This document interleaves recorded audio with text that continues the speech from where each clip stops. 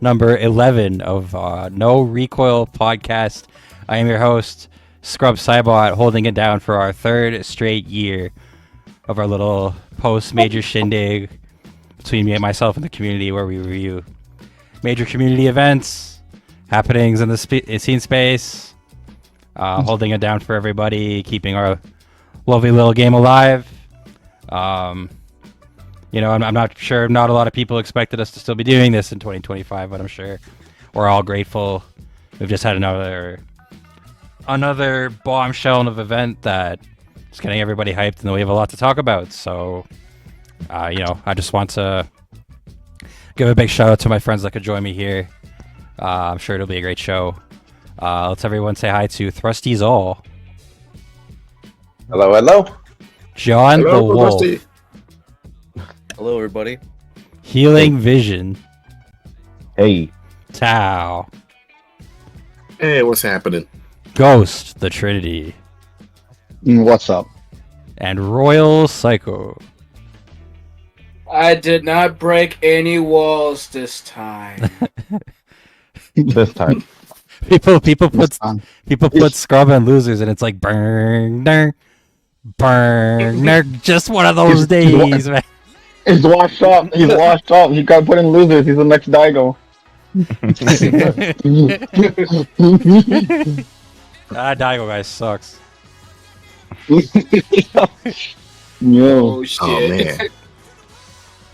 So, if I can, I want to start off the first question. Awesome. Yeah, that's fine. So I wanted to know what did you figure out to beat Tao? Like, what clicked? I remember speaking to you a little bit at the bleachers, and you said, I think I figured it out. What did you figure out? Well, I don't think you should make yourself do anything, right? I've been thinking a lot about like the pace of the game and how I've been like struggling to like keep up, and like I was thinking about, you know, I can't play as fast as like how Maki and like Cypher are playing, and it's like, well, I have to play fast. I have to play on pace of the game, or I'm not really playing properly. And I thought about that, right? And like, yeah, there's merit to it, because like you have to establish that you could run at any time, right? Right. Even though you won't. Right. Even though you won't necessarily, right? And it's like, if you think about how why it's effective when Cypher is so aggressive, Right. like it's mostly effective just because. I think it depends on who Cypher plays. Actually, I've seen him sometimes not be so aggressive against certain players, but I understand. It's more of a matter of like it's working because. Well, like the way the risk reward of the game works is that running is always high risk, high reward, right? So if you're always right, like Cypher, he's like always right, then it's like, yeah, the value is there. But when you get to like high enough of a level that you start to know that your options will be shut down, like a lot of my runs, like when I try my runs, I got shut down pretty hard, right? And then conversely, any like running mid or slide, I punished pretty hard. The meta kind of starts to become more about kind of playing slower, right? And it's like, if you feel like you're going to run into stuff, right, or then just don't do that. If it feels right, don't do it. You have to play by feel. You have to not make yourself do something, right? Right. I agree. So eventually we just got to the point where neither of us nobody wanted to run, so we just kept wiggling at each other like over and over, because it's like you can play fast and walk, right? Like all the wiggling I do, right? That's all I calculated. I was getting to the point I was starting to make like incremental little wiggles, right? And Tao was starting to give up like a lot of space, right? And most of the times I got to that mid-range space, I really made it work for me until he like got to the bracket reset and you start to falter a lot more on the defensive. But like I only got to that point where like I knew what to do. If this was like earlier, I probably would have kept doing my old stuff where like I kept doing like all of these neutral skip, neutral jumps and stuff, and like forward jumps and like full runs, right? And it's like while that was effective before playing at a higher level, it's just the game kind of naturally slows itself. Yeah, it like slows itself down. Yeah. So that's kind of how I feel like that went. I don't know if Tao 100% agrees, but I think at meta level, the game is fast and slow because the game is structured around. Like at low level, this game is bananas. Like it's like. Yeah, if you watch a lot of the Discord dudes play. Yeah. Yeah, if you watch one of the, like a lot of the Discord dudes play and stuff. I mean, no offense to those guys. I know they're grinding to try to get tower level, but if you watch them, a lot of them play, you can just. It's like, I don't know if that would work in a tournament. You know what I'm saying? Like a lot of stuff that they do, that they think works really well, it usually doesn't, right? And then they break down when it doesn't work. Well, yeah. Because they don't know that like the counterplay is there to all of the run options, and right when it's just like for instance, I was playing Sinister the other night, right? I don't know if you've seen that conversation between me and him in the Discord. I was saying he was playing the game like 2019, 2020, right? And I was explaining to him like, yo, the meta is much different now. You can't do this stuff that you were doing from 2019 and 2020, right? I mean, he argued me down and said that the stuff he's doing is perfectly fine. I mean, we played another set, and then I like 5-0'd him, right? And then the set before that, I was like, I don't know, 8-5 or 8-4 or something like that. It was like I won regardless, right? And I was like, you're playing the game like it's still 2019, 2020. I was like, that stuff, you do that stuff anymore, right? And he was like, oh, the only thing different is that grabs feel more riskier. And I was like, with his mindset, I was like, he's because he's gonna be a CEO, right? So we're probably gonna cross paths at CEO. So I was playing his howl, which was preparing me for score, right? So, my next question is more towards Tao though. Tao, what were you thinking? The first part is, what were you thinking when you put Scrub in losers, and the second time is in grand finals? Did you start to feel like it was over, or did you have a thought process in going that, like, what were you thinking towards the end when he started to win more? So at first, when I knocked Scrub Cyber down to the lower side of the bracket, right? Like at first, I was like very happy with myself because it was completely unexpected. Like I was starting to get down with the feeling of nothingness as of what to call it. Basically, what Scrub Cyber was explaining a few minutes ago. But yeah, that feeling was really good.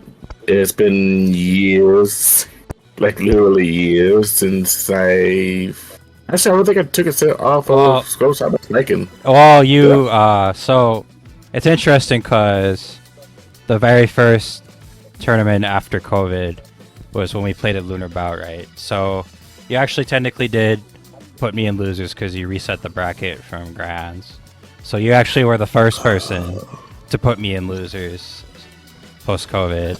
This is the first time since all the way back, so it's kind of like a big run back in a way. So I thought that was kind of like poetic, kind of interesting. Right.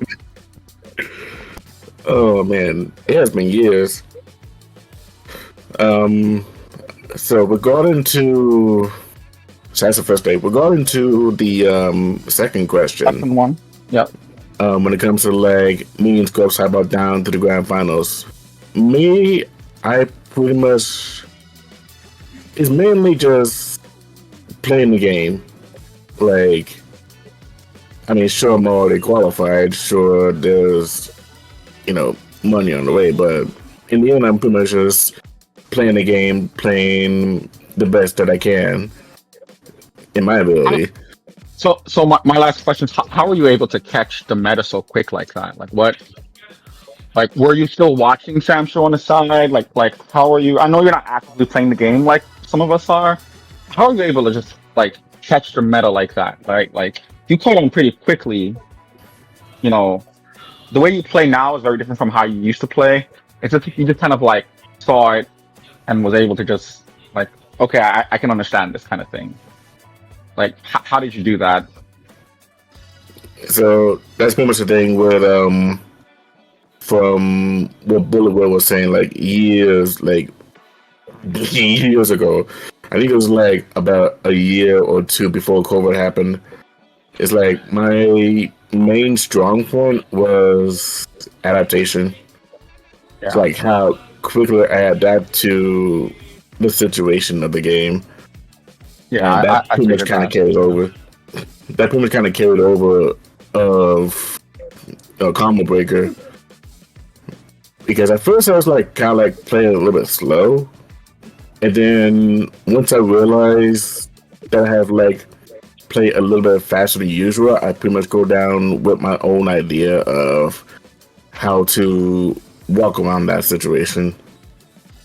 More of a jogging process, but you know, just how to like maneuver around it. But yeah, the main thing is like me being able to adapt quickly of what's happening and finding the answer for it. Yeah, that's all my questions, by the way. I don't have any more questions for now. So Tao, you said you don't practice the game at all, right? Like you didn't do anything to. Did you do anything at all? In Central 2019, no, not really, no. Wow. If anything, I would say, if anything, I say my main practice was pretty much just any game in general.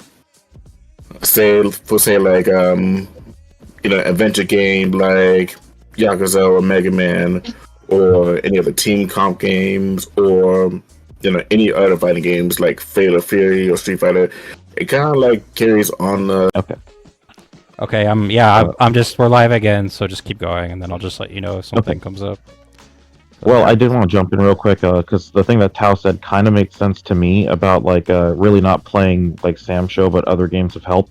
Because I did better than I expected to, and I really haven't played Sam Show that much over the past like 3 months or so. But I was playing a lot of Fatal Fury, and I feel like that playing that made me play Sam Show a little faster, as well as like my Just Defense like were a lot stronger than they had been before. So sometimes that does happen. I feel like. I think some of your. I was also asking about that because I get it. Playing other fighting games can definitely stuff can carry over. But what about you said you played like other genres and that also helped? Yeah, surprisingly enough, like I was pretty much playing basically any other game in general. So like Yakuza, Mega Man, or any other team comp games. So I can agree with Tao because I play chess and I play checkers also competitively, and I always bring that into Sam Show, right? Right. So that helps me a lot with Sam Show.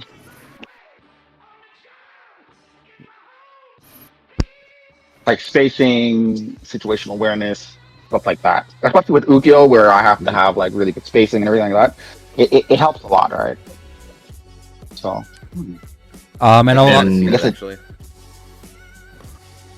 So in a lot of ways, like it's like very hard on myself because it's like kind of as an ego thing. It's kind of embarrassing to like not be better than I am, right, in comparison to other people who don't play as much. So it's very like demoralizing as like a matter of principle thing. But I've been like thinking about it a lot, and in some ways I'm like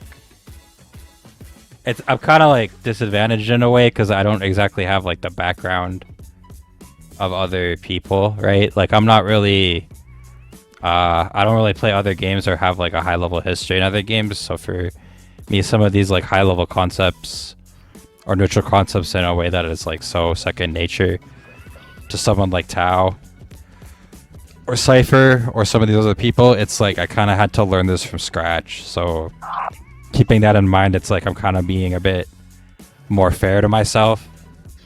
right? Didn't you play? You said you played like Street Fighter 4 and stuff, and you were Yeah, really but good in it. I wasn't very good. I was good at like a local level, and Edmonton was not very good at that game. I was getting better. I was like I was really bad. I was like 0-2er. That was the first game where I like really started to kind of learn fighting games and like become not a 0-2er. And then my peak like 2015. I was one match from getting out of my Evo pool, and then I won a tournament in Calgary. But like even then, I didn't actually have like a understanding of neutral. Really, I had like the start of an understanding. So it's like it's kind of like more than like the fundamentals of the game, right? It's more like just the experience from that time, like playing in tournament and playing on stage. Is like kind of it was like pre-training for the current era. And it's like when people ask me how do you nerves get like this? Like how do you deal with it? And it's just like you kind of this is something only learned by experience. You can't really train this. It's just something you feel. And it's like everything kind of led to this. I think at this point, like you could actually really see the nerves getting to people, in my opinion, in that top 8. Like you could feel it. Like I feel like people played super clean on Friday, and then Saturday they didn't play as clean, right? Yeah, I got fucking trashed by Tao. You looked a little anxious. You dropped a lot of stuff. I definitely was like didn't slow my brain down, especially against HV. Like I didn't really. I was drained. I felt good the way I played though. I think overall I had a lot of fun, and it was I mean, on Friday I thought you were gonna win the tournament. Like I thought you were the best player in the room. Yeah, thanks, but no, I know I would have trouble against Tao overall. I was. It's funny enough. So the night before brackets, I actually didn't sleep well because I didn't want to. I have a tendency of, and Scrub knows out of everybody here, I have a tendency of straight up failing miserably losing against people I shouldn't be losing to. So I was up all night with fucking anxiety to the max. I stayed up until like 4 a.m. and then I finally was able to calm myself down and fall asleep. Right, I was gonna lose against Goro, right? I was like, I gotta like get this out of my head, right? I'm not gonna lose against this guy. I just have to like pull my ego into the place and I'll be fine, right? So like, I was like big popping off against him when I was playing with him, right? I know the guy hates me too, right? So that's another thing. Like I absolutely know the dude doesn't like me. So I was super popping off when I beat him, and while I was like mid game, like I was talking so much shit, he'd be like, "Yo." Yeah, like, he was jumping a lot. I was like, "Sky's closed." I was like, "You missed your flight. Stop jumping." And my ego was like at 10, right? I did not want to lose against that guy. I was like, "I'll lose against anyone. I don't care, man, but I'm not losing against this dude, bro." I know I'm never gonna hear the ending of it. Yeah. Yeah, so I'll speak a little from my perspective. I was definitely going through it pretty hard while training for it, this like emotionally. It was pretty similar to Frosty's for like similar reasons, because, I was pretty conscious that like on a raw fundamental level, Maki had surpassed me. Right. Like I think that was also true in January, but now it was like kind of more tangible. And yeah, I was kind of just, if you're not the best player by the time you get on the flight, you're not you shouldn't expect to win a given tournament. And this was the first time coming here. I knew I wasn't the best player, right? So I kind of I was like thinking about that a lot, and I was just like, well, I really appreciate this tournament because like I have like a long-term plan for making up for like getting on the level, right? Like I figured out what I need to do with the game, because I've been really struggling to manage, like, how do I, given the game it's in its condition it is, like clearly just grinding out matches is not going to do it, and I'm at the point where I'm obviously like lagging behind on a fundamental level, and people have like clearly caught up to me playing less just by labbing. Like B-Boy caught up, Maki caught up, Ghost caught up, Disorder's catching up, and it's like I don't know what's wrong with me, like I'm stupid or something. Like I play more than everybody and I should be better, and it's like, but Scrub, you have to remember the saying, right? It's good people make good people, basically. Like you're the best you're the best in the world, right? You're winning all the tournaments. People are playing you. You got a target on your back every day. Every time you step in a Sam show, people want to beat you, right? People are playing you. They're not just playing you just because casually, brother. They're playing you because they want to win. So I mean, understand this. Every time DU plays you, just know me and him talk about it. Just know me and him, we talk about Baiken. Ways to improve with Ukyo versus Baiken. yeah, It's me, Jez, Gian, DU. Like we all try to figure out ways, basically, to stop Baiken. Basically, going into the match, do this. Go into the match, do that. Take some notes. Like we're basically like we're watching and we're labbing and we're playing. We're watching and we're labbing and we're playing. It's like non-stop, right? Non-stop cycle, right? yeah.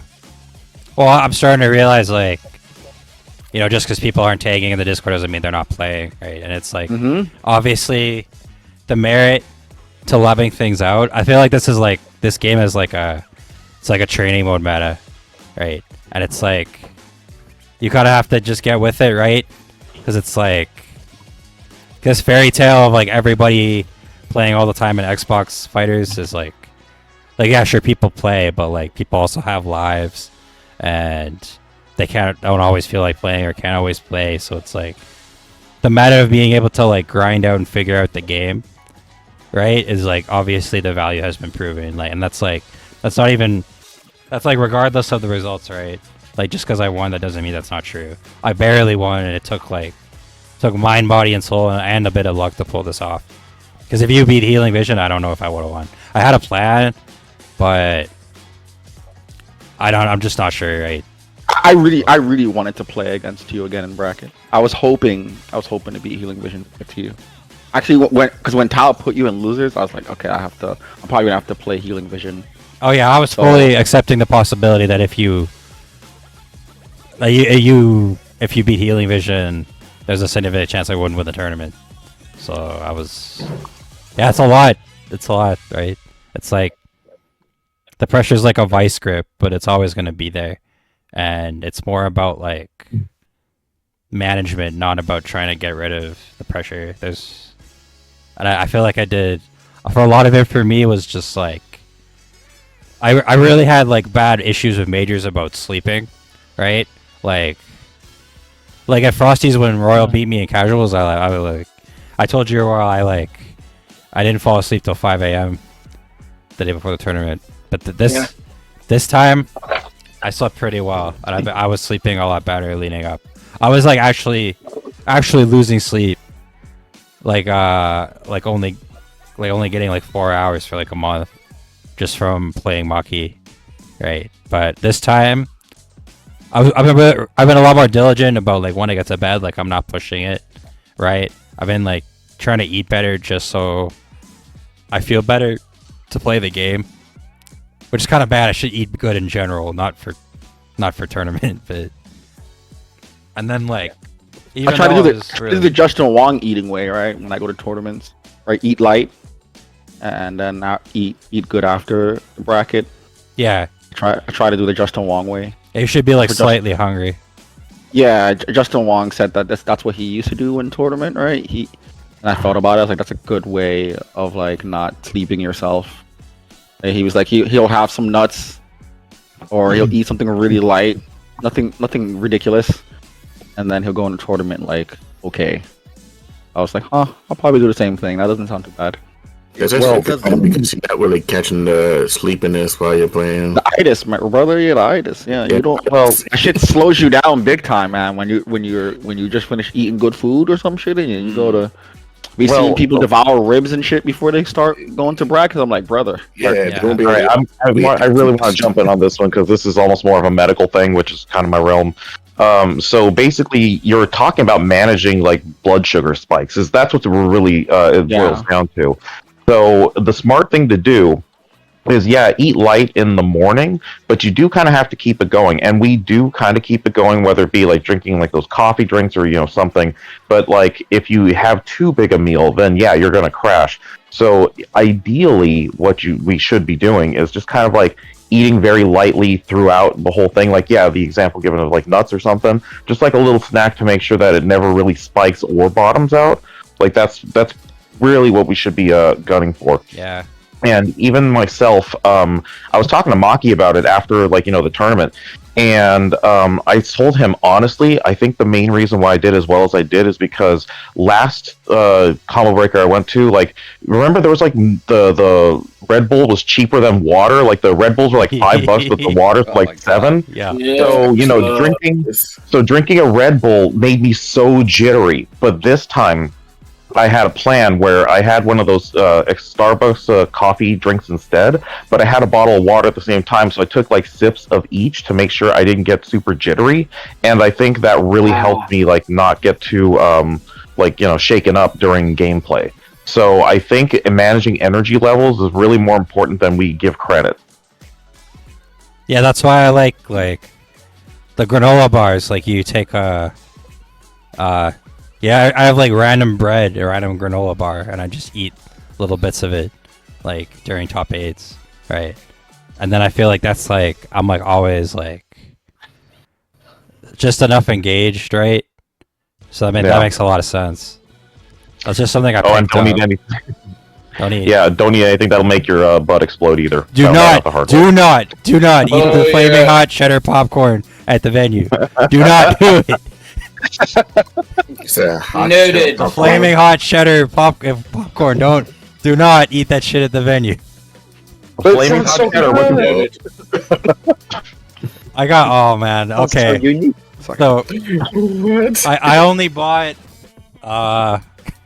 I only got an XL bag of the flaming hot cheddar this time because I messed up and I waited 2 bags. So I ate the whole thing in 2 days. I know I made that tweet saying the pain will be worth it, but this time the pain, it almost wasn't worth it because I don't know. My butthole is kind of on DEFCON 5. Oh lord! This was explained why I had to leave for the restroom a good bit. Yeah, that stuff's no joke. Some of the Hal flavors are really hard to eat. Not this year, but the year before, I had the garlic habanero, and that stuff's 1 kernel at a time. You do not fuck with that stuff. It's very, very hard to eat. It's actually not very enjoyable. But You ever had the cheesecake? That's my favorite flavor. I don't really like the dessert flavors that much. Ah. I like key lime, but Oh yeah, key lime's good. yeah. Yeah, I only had so much packing space, and I waited a bit too long because I didn't want to hit the vendors until I knew if I won money. So, they were open late, but about half the flavors were sold out. So I still got a whole bunch. I got an acceptable amount, but I got lucky. When I walked over to them. They were actually closing up, and I was like, I'm not going to be here tomorrow, so trying to get some popcorn. He was like, yeah, sure, I'll open up for you. And I got 4 flavors. Cajun. Lucky. Got a Baron Special. Baron's Reserve. Yeah, and then I don't remember the other 2 I got, but I got one of each, right? A salty, sweet, savory, and whatever the other one is. Got small packages for me and my family. I don't think I've tried every flavor. I really there's a couple that really stand out. I usually only get the sweet kind, but I was like, let me just try not to. I'm gonna get something salty this time. Yeah, that was legitimately 30% of my motivation for the trip was just the popcorn. Evo's gonna be. I think Evo's gonna be nutty. Yeah, Evo's gonna be great. Evo's gonna be. If you thought this tournament was a banger, Evo's gonna be. I don't think there'll only be like this is like outside of the tour finals. I think Evo is like the biggest it's ever gonna get for us. Question: Is Evo going to be the last qualifier event? No, probably Evo France. No. I mean, there's Evo France too. Okay. Evil friends, huh? Yeah. Wait, so like, how many like qualifiers are going to be?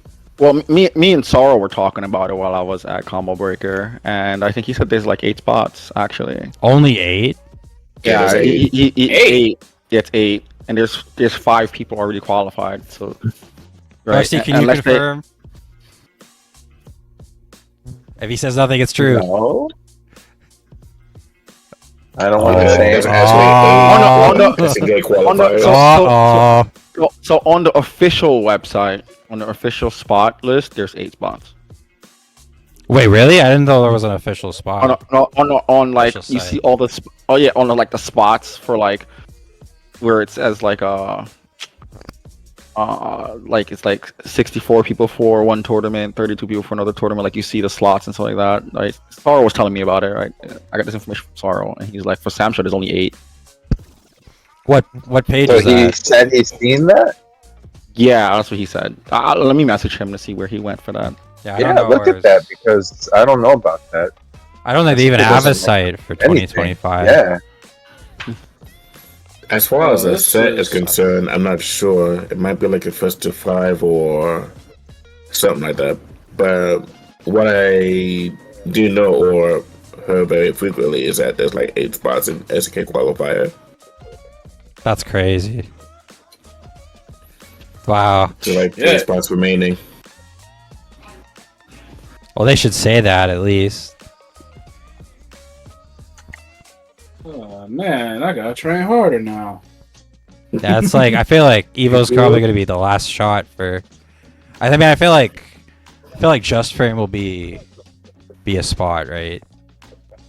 I feel like that. It's usually like, the rest is at tournaments, and the last one is usually the last chance qualifier. But we don't know if they'll do a last chance qualifier. Oh we- boy. I'm completely out of the loop. Did we already went past the first attack? The one around Puerto Rico? I don't know. Isn't Brussels? Isn't not Brussels? Isn't the one in Australia also a qualifying spot right now too? No, No, I don't think so. No. that was just You know, a it's side funny. tournament. I spoke to Gibby, and I spoke to the other guy Matthew to try to get CEO as a qualifying spot, and he said that he would talk to them about it, and they'd look into it. I think Gian, how many people we got so far? 19, Yeah, 19. right? I mean, and then when you look at Brussels, like Brussels didn't have a lot of people, and it's like 25 people in that. Right, Score flat out dominated them, right? And then look at the one in Japan. That wasn't a lot of people neither. Well, I mean, I was wondering Yeah, if there's it was like if there's a number that needs to hit for it to be like that. Well, how much was Casablanca? It was like 20 something, right? Casablanca World Fighters. I think it was only like 19. I'm just looking at it now. Wait, I'm curious about something. Wait, how far in advance did they establish a tournament to be a qualifier? Like, how far in advance? Brother, last minute. Like Oh, a really? month. Okay. A month Like they notice. announced Yeah, it. they did- like, they did- almost like last Brussels- week, last minute they- around Combo Breaker. Yeah, they did Brussels a week before it even like a week or so before it even started. They were like, "This is a qualifier." I see. Okay, so it Just was random. I'm just looking at it now. 60. It says 65, but it was free entry. Yeah, it was 65 for Casablanca. But like I said, free entry tournament, right? It doesn't really matter that much. But like Nagoya, it was definitely 28 or something.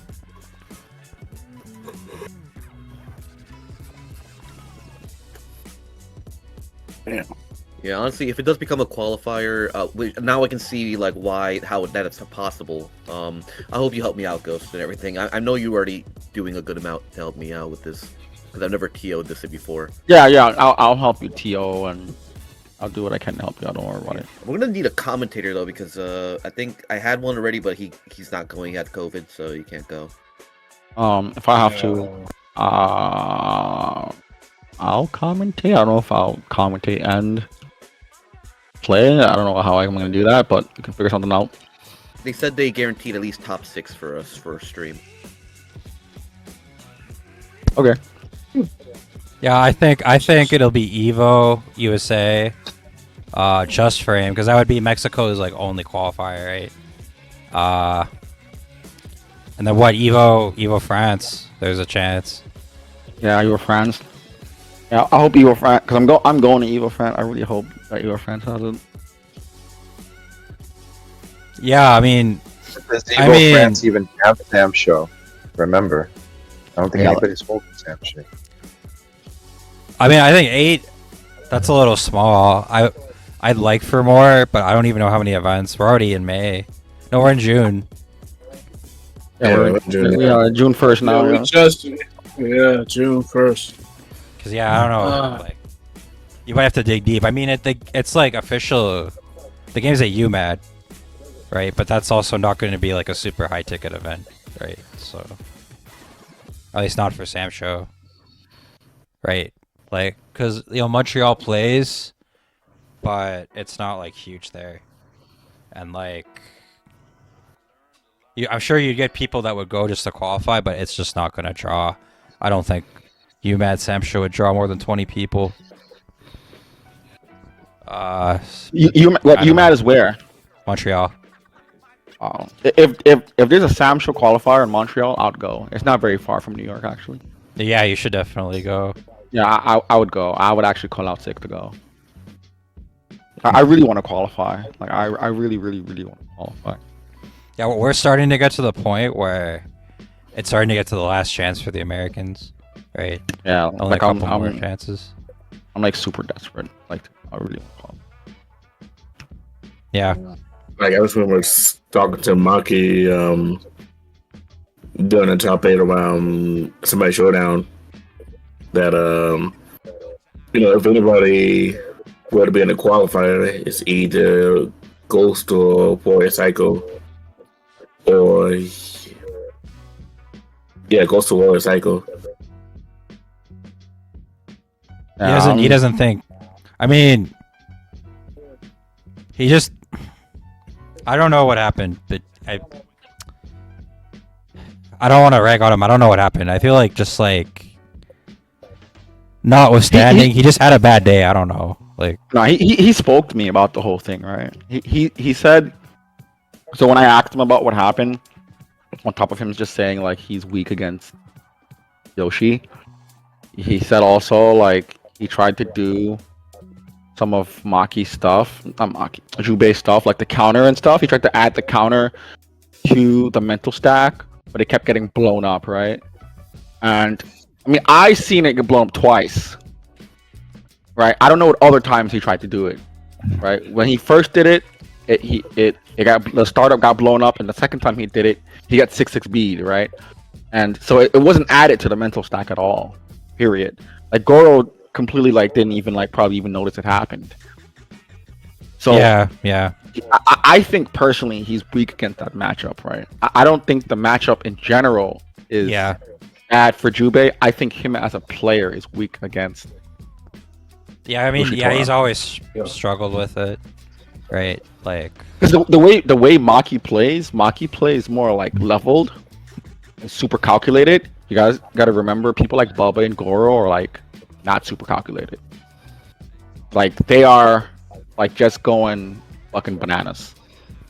You just kind of reminded me of something. I realized that I think there's some of those moments where maybe like a newer person or whatever would beat somebody that's like plays like a more calculated game. It's because they probably wouldn't even point out different, kind of like how you said like he would try adding stuff to the mental stack, but he didn't even phase him. they probably might not even be looking for that stuff. They might be like, Yeah, trying... sometimes it's not. Sometimes it's just the player, right? Like in Sam Show community, there's certain players that beat certain players. That's just how it is. Yeah. On top of the character, like if two players go against each other, you're gonna be like, oh, this player has a higher chance of winning against this player, right? That's just how Sam Show is. You know, like there's no like maybe this person will come up. Maybe we're such a tightly knitted community, and we play each other so many times, and you can never count anyone out. Like I'm not saying like everybody in the community, like, oh, if you go up against this person, they're gonna get completely bodied, right? Like that's just not it. But you can just tell, right? Like if this person goes against this person, like the person's probably gonna lose because of the way he plays. Yeah.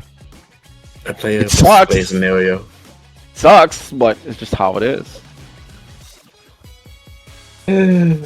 That's partially what I want to say. What happened with me and Andy going back a bit. Like obviously, I picked up Haomaru to kind of cover up some bad matchups for Iroha. But for something I noticed is that for Baiken, it depends. Like sometimes I'll play Haomaru for Baiken, like I play Haomaru against Scrub. But I did that with Andy when it started off. But obviously, I lost the first round. But then I realized I felt like the way he played, I feel like I could zone him out a bit more, and that's why I switched to Iroha, and then that's how I won. Then I ended up winning the second match. But then he switched to Jubei, and then it went back and forth. Yeah, I think people are very prepared for that character now. With Like, Jubei no, for Baiken, right? or Baiken?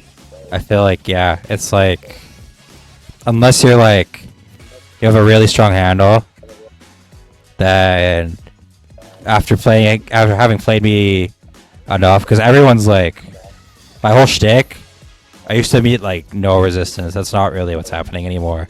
Like people are raw punishing 2C and overhead for their relevant characters. People are starting to take their turn back better against 2B. People are deflect callouts and raw punishes on my 6-6A. Right? It's like, yeah, unless you have like a very strong handle. A lot of Baikens, honestly, they're just not that good. Right? And from what Maki told me from playing him, it was like just like on like a feeling level, it felt like he was very behind the curve. Right? Like obviously it's Andy, right? So he has a pretty infamous reputation, right? So it's like He commented under Jay Wong's thing, right? When Jay Wong, when Jay Wong posted that thing, like, should I get back into Sam Show now? He commented. He was like, "Yo, let's." Oh yeah. Yeah, he was like in the comment section, like, "Yo, if you start back up, I'll start grinding too with you." And then like a bunch of other like West Coast high level players started commenting like, "Oh, you guys are gonna play, we're gonna play too," type of thing. Oh boy. They're not If you going. scroll down the Please. comments, like you start seeing like a lot of the West Coast. I mean, it could I just saw be that. like hearsay nonsense, or it could also mean like. Well, you gotta realize these people, right? They're usually highly invested in other stuff. Like, for them right now, a lot of them it's City of the Wolves, and while they might be interested and they might have the potential, most of these guys, they're not going to give up what they're committed to try to get into Sam's show. Like, that guy Foxy Grandpa, I'm pretty sure he already gave up because he, like, DQ'd from Brussels, and it's like, someone with Score, like, or Andy, where they have, like, a lot of history with the game, right? If they really committed, it wouldn't be that hard, but if you're, like, brand new to the whole thing and you just see shiny prize pot, you are not going to get into the vicinity of the money or get to the point where you're going to take a spot from one of us, right? Not at this point. Right? I knew Foxy Grandpa was not gonna go to Brussels because he was playing Sonic Soul on stream with Perfect Legend. I had asked him, right? I said, "Yo, you're going to Brussels?" And he said no. Yeah. And like watching Perfect Legend and like Foxy Grandpa play the game and like struggle, and like Sonic Soul like basically teach him the game. Yeah. And I was like, yeah, they know it's not worth it. I watched that stream. I watched that stream that you linked, and I was just like, I don't think we have much to worry about, to be entirely honest. Yeah, it was. Yeah. Well, and like I didn't wanna Sonic kept trying to get me to like help them, and I was like, I'm not helping these guys. I'm not wasting my time.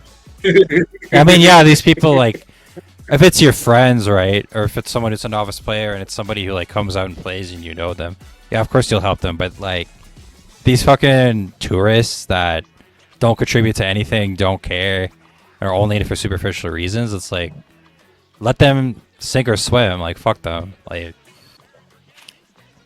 I don't know. That's just how I feel, right? Like, I'll play my friends, but these people, like, no, you can earn it, right? So Gian, I cut you off. You were gonna say something, Gian? Was it Gian or Healing Vision? No, it was me. It was me. Healing Vision. Sorry about that. No, it's fine. I just wanted to say one thing because I'm not sure if it'll ever, like, have an opportunity to come up again. But like, so I really didn't play Andy that much. But when I did, we were kind of like testing the controllers, and like he was kind of sandbagging against me because he used Genjiro, right? And so the one thing was that, and I'm not gonna lie, he was like, beat. I think he's eaten me 4 straight before, like, something with the Xbox had an issue or something, or the controller or whatever. But anyways, the reason why I'm bringing it up is because, yeah, he was beating me 4 straight, but he was getting me a lot with random DPs. And I actually made like note of that in my head because I'm kind of not used to that anymore, because we really don't do random DP like that frequently, because in general the scene's punish game has basically evolved so much that it's really not a good idea. So I wasn't prepared for that, and I was just getting blown up by it, So I don't know if it's like a 2019, 2020 style way of playing or something. And this is not me talking trash on Andy by any means. I'm just saying I did make note that like he was doing a lot of DPs on Oki that was blowing me up, and like I just was not expecting that, So it's the reason probably why is because all of us play pretty optimally. Yeah, and I think that's actually a bad thing, actually, sometimes, right? Like, for instance, yeah, it's hurt badly, right? So at ECT last year, I got fucked up pretty bad by a Tam player. It was 1-1, so he had bursted, and he grabbed me, and I didn't burst yet, and he just like, I'm not used to being grabbed and then E-send. So like, it was one of those, I'm used to being grabbed in like WFT, right? But he grabbed me and then he E-sent and it killed me.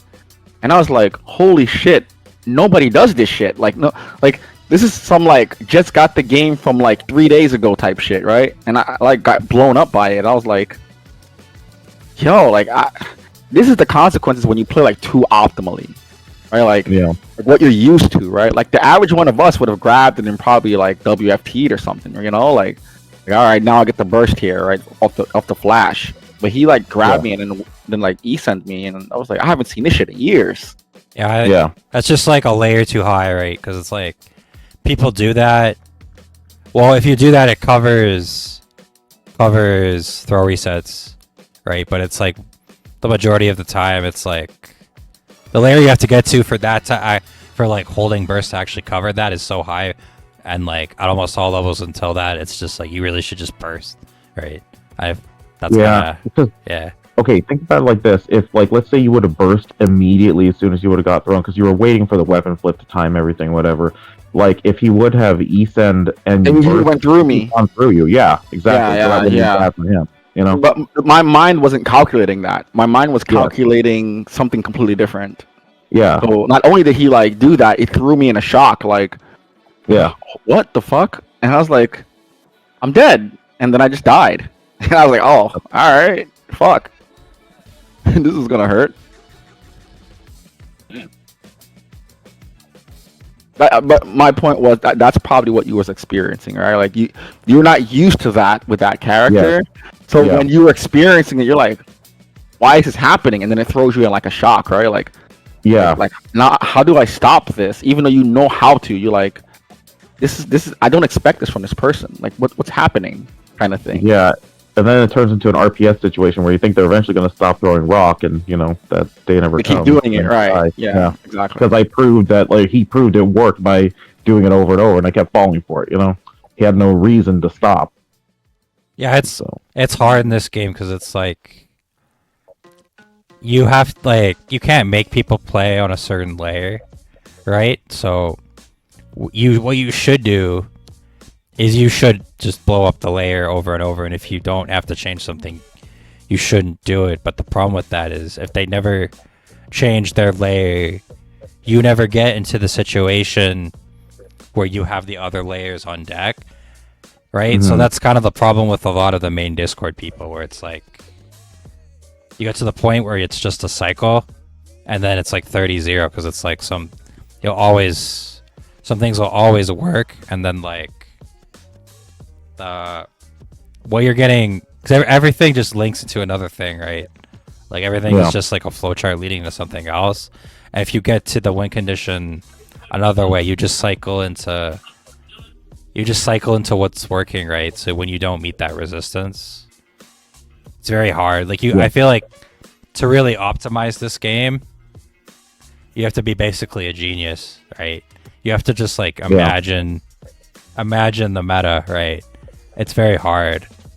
But I also think if you get to a high enough level, I think every fighting game in the world is like a labbing game, really, right? Something came up. I'll be right back real quick. Yeah, no problem.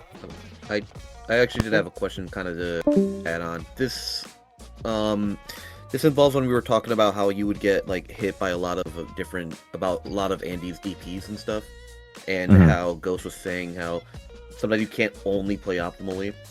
I think I have one problem I have, especially in the Ukyo matchup, is I don't DP enough. Yeah, maybe. And I think Ghost tells me this. Alright, testing 1, 2, 3. I think your problem is that not only don't you DP enough, but you don't even try to add it to the mental stack. Yeah, the fear isn't there. We forget the DP that she has one. Right. And sometimes you should just do it, right? I know it sucks to tell you this, but sometimes you just have to take the risk, right? And I guess I gotta judge. Even if you get blown up for it, it's there now, right? So now maybe they're gonna, be like, okay, he might DP next time, and then you just take your turn back, and then you can start the DP RPS, right? It's true. I think I always worry too much about taking risks like that, but I guess I gotta learn how to put that at least put that on the table as a form of fear in the very least. But probably maybe, and when I'm I still have a lot of health left, and not if it would kill me if I do it badly, that would be a bad time to use it. I think you should look at it like this: if they SSM you game 1, you don't have to worry about that anymore. Yes, that's why I never burst on those.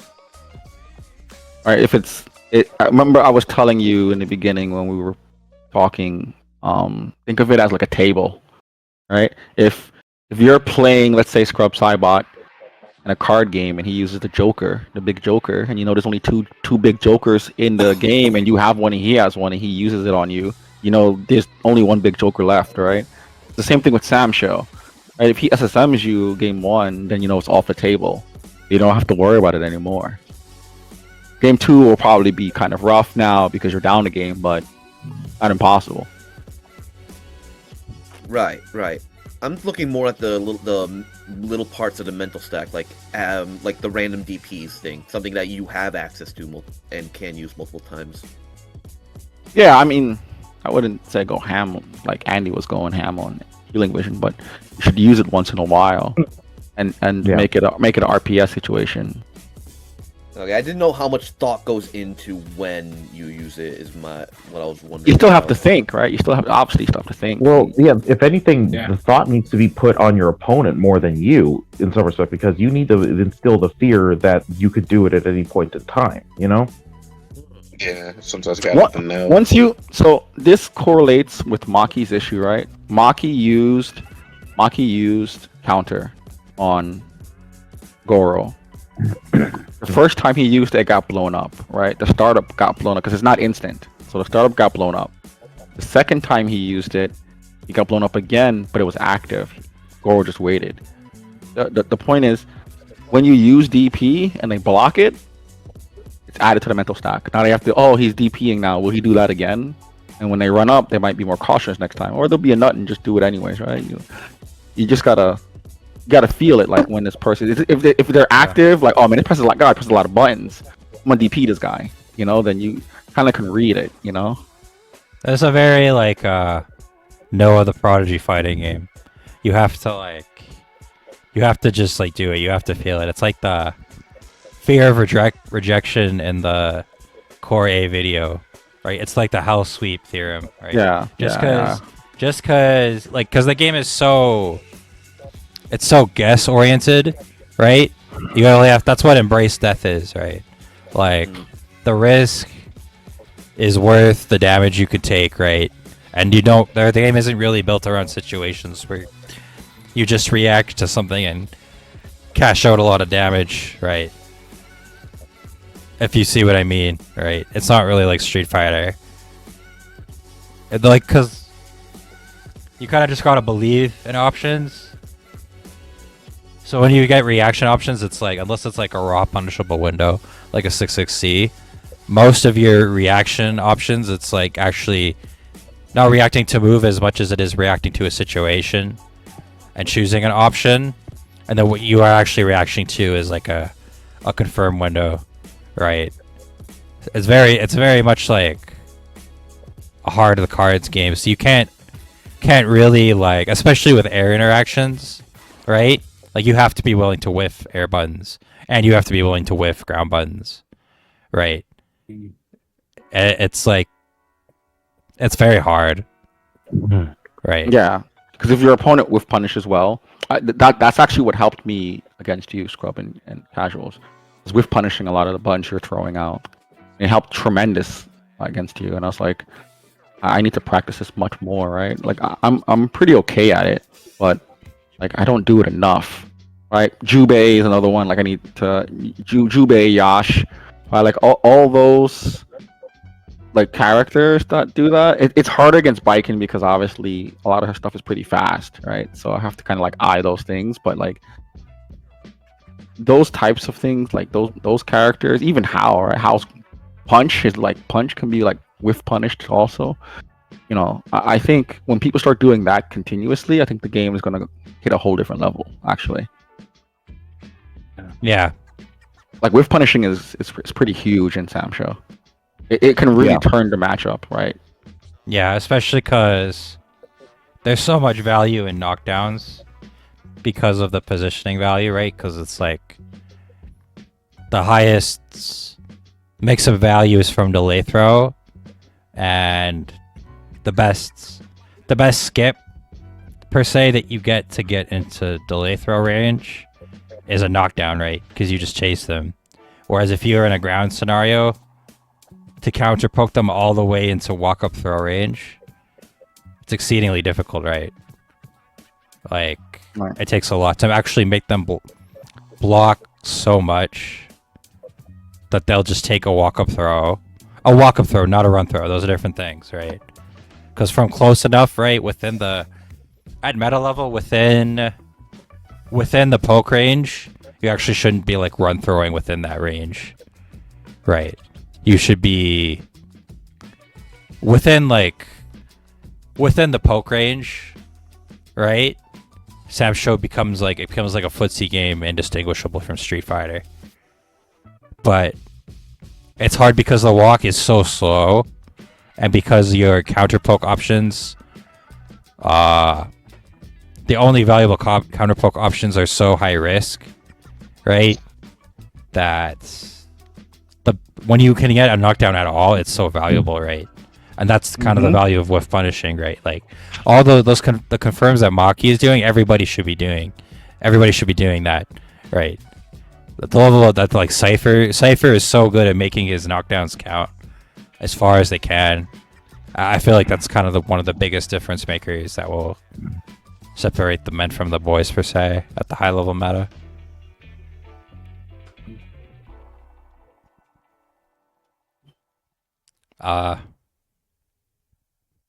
Okay, I don't. What are we on now?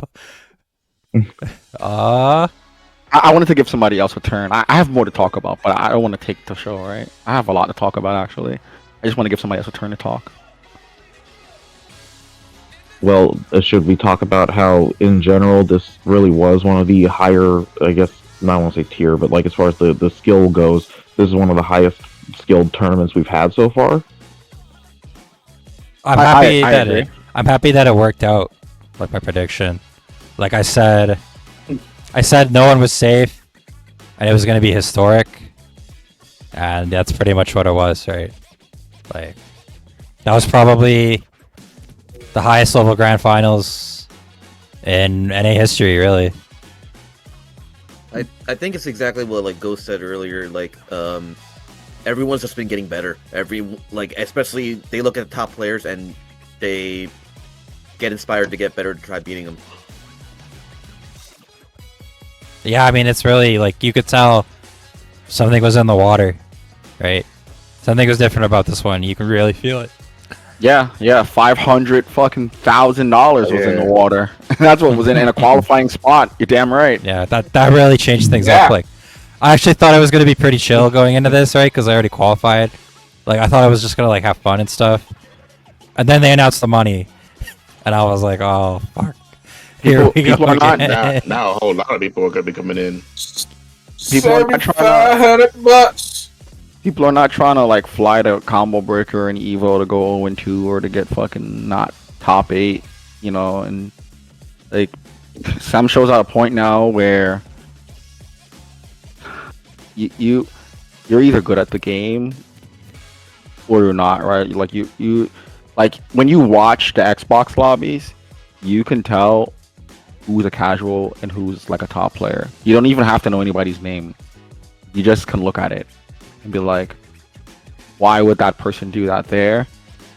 And oh, okay, this guy is doing like, if you know Sam Show, then you know Sam Show. That's it. There's no like in between. And the best part about Sam Show is a lot of the people who are like coming back to pick up and play it. Like I think Combo Breaker really showed that. Like you can't do that. Like you can't pick up and play and try to shit on everybody. Like it's not a thing, right? No. Like Gian winning against Andy, call it whatever you want to call it, right? Fact that Gian won against like Andy, like that was definitely an upset, but it showed how much like Gian has learned and like the grind that Gian is doing. Like, because when you look at the end game of it, Gian could have easily like blundered that last part, right? Yeah, Gian was aware enough to E-send him when he fucked up that. That was great. Like it really showed. I thought right? it was over, and I'm like, wait a minute. And then I'm like, because I thought I messed up, but then I realized, oh, he didn't punish me right. Boom. I mean, it's unfortunate that Goro got top 8, and I know that sucks to say that. I really shouldn't be saying. I agree with that. I agree, Petty. I agree with that. But I'm not saying it. Boy. I'm saying it because he has been playing the game, but watching his play, yes, I'm comparing him to Bubba. It's nothing in comparison to Bubba. I'm sorry, like it's just not. It's not what we're used to, and I don't think anybody should be losing to that guy. Have they ever fought before, like both of them? Yeah. They fought recently actually, and Bubba cooked him. Apparently there was a tournament on the West Coast over there. I don't know. It was ours. Yeah. It was the Black Up in Masters. Yeah. Was that streamed? Yeah. Yeah. Apparently it was streamed. Yeah. It's on Thrusty's. It's on Thrusty's YouTube. That's me, dude. Yeah. Apparently Bubba took that one too. Yeah. That was when Helipus beat him, right? Bubba took that straight. Yes. Nobody beat Bubba. What? No, that was Helipus won that tournament. No, Hella plus one. Helipus won. Oh. Yes. He's the one who took out. He took out Bubba in the end. That's the thing is he had to fight nothing but Yoshitoras. The grand final, like he fought 3 Yoshitoras in a row. So Rimu dealing with that, you it's like fighting the same person over and over, but different styles, and you get used to the matchup. So pretty nice. This is yeah, and then my how you guys are saying the thing about Sam Show. This is why I like it. Sam Show is like real life fighting more than anybody actually realizes. It really is. It's like, I hate the UFC video game because it's such BS. It doesn't make any sense.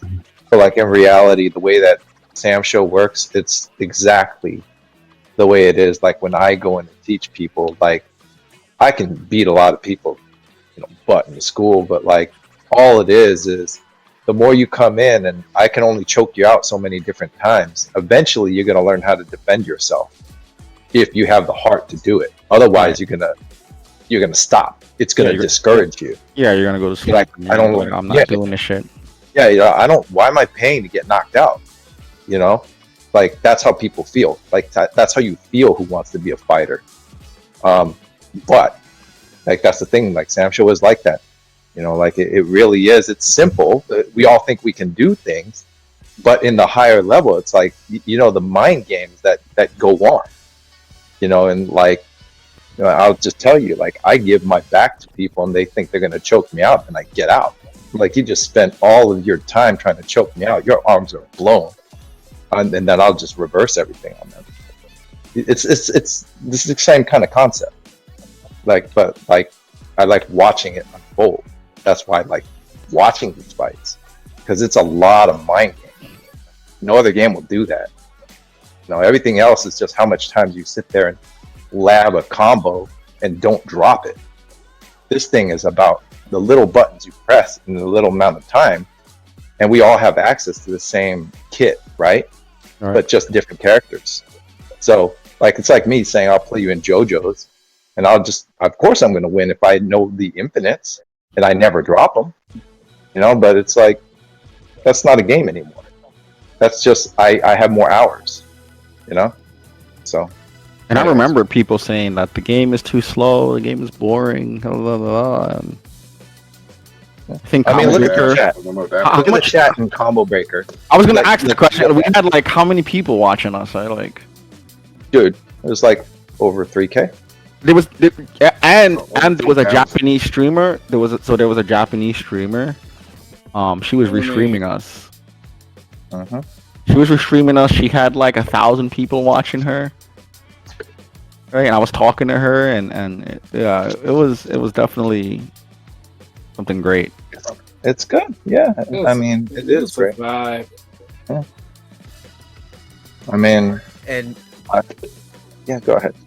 Do you think now with people like Justin Wong saying, "Oh, I want to get into this game," do you think this is what the game needed, stuff like this, or do you think it's mostly? I'm gonna be honest. I think the tour, it's like keeping the game alive, but without the tour, it's going to be very hard. And I think the tour is like, it's kind of the only thing keeping it going. Like, I've been kind of thinking about this a lot, and it feels like we have these events, right? And it feels great, and it feels like it's all worth it. But then we have to come home, and it's like the same issues are always there, right? And it's become pretty obvious that offlines are sustaining the game, and I don't think netplay is really going to be able to sustain this game, like, going into the future. No. So Seriously, it's not. Yeah. So, like, I've been thinking about it, and, like, I've accepted the reality that after 2025, I'll probably, like, play. I don't think I could really quit, but, like, I'd probably just play it just, like, for the fun of it, right? Like, just Wednesdays and Fridays, just pressing some buttons. Not quite like I'm playing it now. I think that's fine, but it's hard. Like, there's a lot going against it, right? And there's a lot of reasons to play other stuff. And we would need, like, some Herculean effort, right? Like, I don't really know what it would take. We would have to, like, make our own netcode. And, I don't know. We'd have to, like, put our own crossplay in. Or put the game on Fightgate. I don't even know what we would do. I just don't. It's very hard. Speaking of that, I think that's another good. A part of me believes that there is a lot of good players in the Discord that are getting capped because of online. Actually, You guys just got an Xbox Diego, or what his name is. Yeah. Diego 2. Yeah. That guy's got to be one of the strongest guys in the Sam Show Discord. Yeah, because he's working hard and he's like not bitching. He's like yeah. He has a good understanding of the game for someone that like doesn't have a good understanding. I don't know if this makes sense. So he understands the game naturally, but he's missing some pieces to his puzzle that he doesn't know. Mostly matchup knowledge and yeah, I agree. Like end game stuff, you know. But he on a neutral standpoint, and then it'd be like I would put him like mid-level, maybe a little bit above mid-level. He's strong. He's definitely strong, and I think now that he's got an Xbox just to play with us, I think he's gonna be even stronger, right? He's probably not gonna go back to the other Discord, right? It's gonna be a bad day. And I think like people like him. Sorry, the new guy that came into the. Yeah. Diego. Yeah, the Kazuki. Yeah. He's the one who beat me at Frosty. Yeah. I didn't know you guys knew him already, right? I just played him a few times, and I was like, yeah, this guy's kind of strong. Yeah, and gave me a little hard time.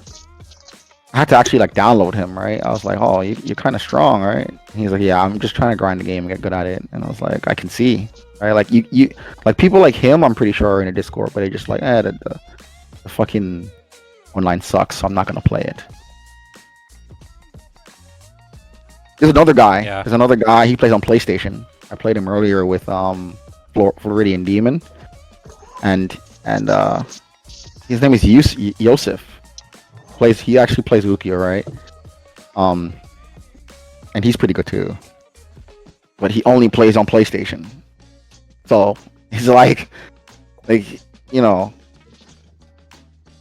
people like him are floating around, but the connection in the online sucks. So they're like, this game, I'm good. I'm good with just staying home and, you know, playing the game here and there, kind of thing. So yeah, I mean, it's rough. Cause like the strength of a new game. I just want a new Sam Show. That's it. Give me Sam Show 8. That's how I feel, honestly. I would rather, instead of like waiting and hoping for them to somehow fix this game, I'd rather just like take the foundation and make another game and then make it like City of the Wolves and make the training mode better, make Easton less stupid, and just give us a new game, you know, and fun though. Giving to that meditation factor. No more meditation. when you think about it, right? You have all this money to pump out for SWC. You can spend this money to pump out a new game. The biggest question is, does Sam Show end here, or are we gonna get a new one? Well, right? Heard Nobody knows. An RPG or something in the works. I'm not talking about an RPG. I'm talking about a fighting game, right? We all know that there's an RPG coming out. Who's gonna fucking really play that shit? Yeah, okay. I mean, casuals and retired people. All right, but does Sam Show end here at 7? Are we gonna be playing Sam Show 7 for the next 6 years, or will we get a new one? Right, we don't know. Ask the 5 Special community.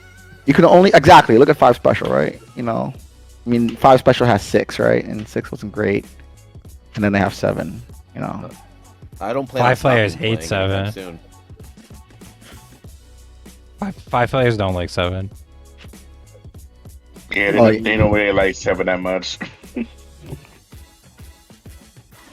Like I had like a couple of 5 Special players that does not favor 7 at all. It's like, it's funny. Inazuma only plays the game to like help people, right? But like overall, you know, a lot of them just play Special and Third Strike now too. But that's pretty much that pretty much same thing applies like the other like fighting games too as well. So it's like Street Fighter 3 to specifically Street Fighter 4 or Street Fighter 6. Or when it comes to like Tekken 3 rather than Tekken 8. But there are some that like the new modern games, or they just play it for the money. And then there's some that was, just wanted to play the game they like to play, which is like one of the old games like Tekken 3, for example. It's like they want to build a community out of it.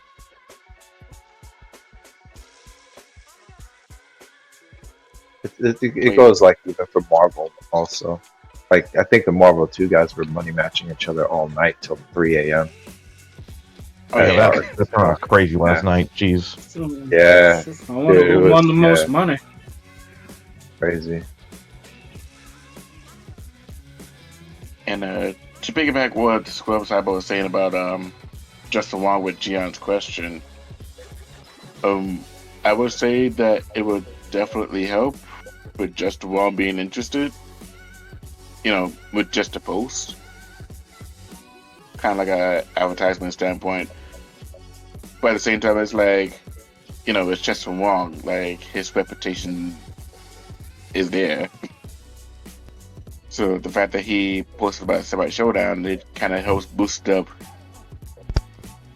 I think these people like Diaphone and Justin, I think they'll just like move on to whatever they're getting paid to show, and I don't think whatever. I think they're just going to lose interest, to be completely honest. I don't think there's anything they're going to do that's going to get attention other than like something very brief and transient. So I do want to jump in real quick because this isn't related to Combo Breaker, but technically it happened yesterday at the tournament South Bay Masters we did.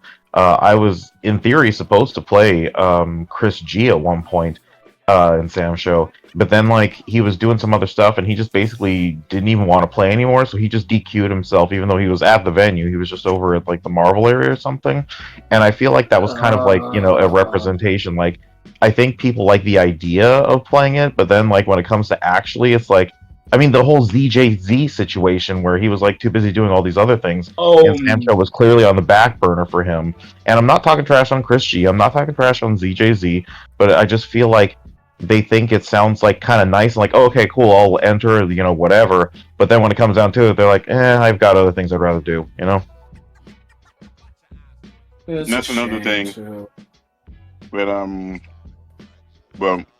both players, ZJZ and the other high ups as well, is like as soon as they lose their interest, then a whole lot of other people will lose interest with them. Yes. That's a good point. Overall, I don't think that it's a matter. I don't think that that's a matter of caring. I mean, I don't know how much you guys care. I mean, you guys play a game that you like, right? I mean, eventually they will make a new one. But why should other people's opinions matter? I don't know. You just do what you like. And I don't know what you're waiting for. There's so many people that are like just kind of like just regurgitating whatever opinion their favorite streamer says, I don't want to name names, but I know we can think of a few, so. We call it the herd and the sheep mentality. Yeah, pretty much. It's all over the place. I mean, you could say but for the game to have survived this long is the greatest thing of ever, what I think. You guys helped keep it alive. You guys shown that. For the love of the game, Yeah. But I mean, I'm not saying, I don't know. I mean, if we're just talking about the direction of where else it's going to go from here, I get it. But to think that it's going to go anything beyond what it is now, it's not going to change. Like, my opinion is, I don't think it's going to change because, as you said, as we say, people are followers. So it's not not going to change. I think that it's just the way it is. Money made the change. Money made the idea. The idea is put in people's head. The big streamers are the Hollywood of the FGC.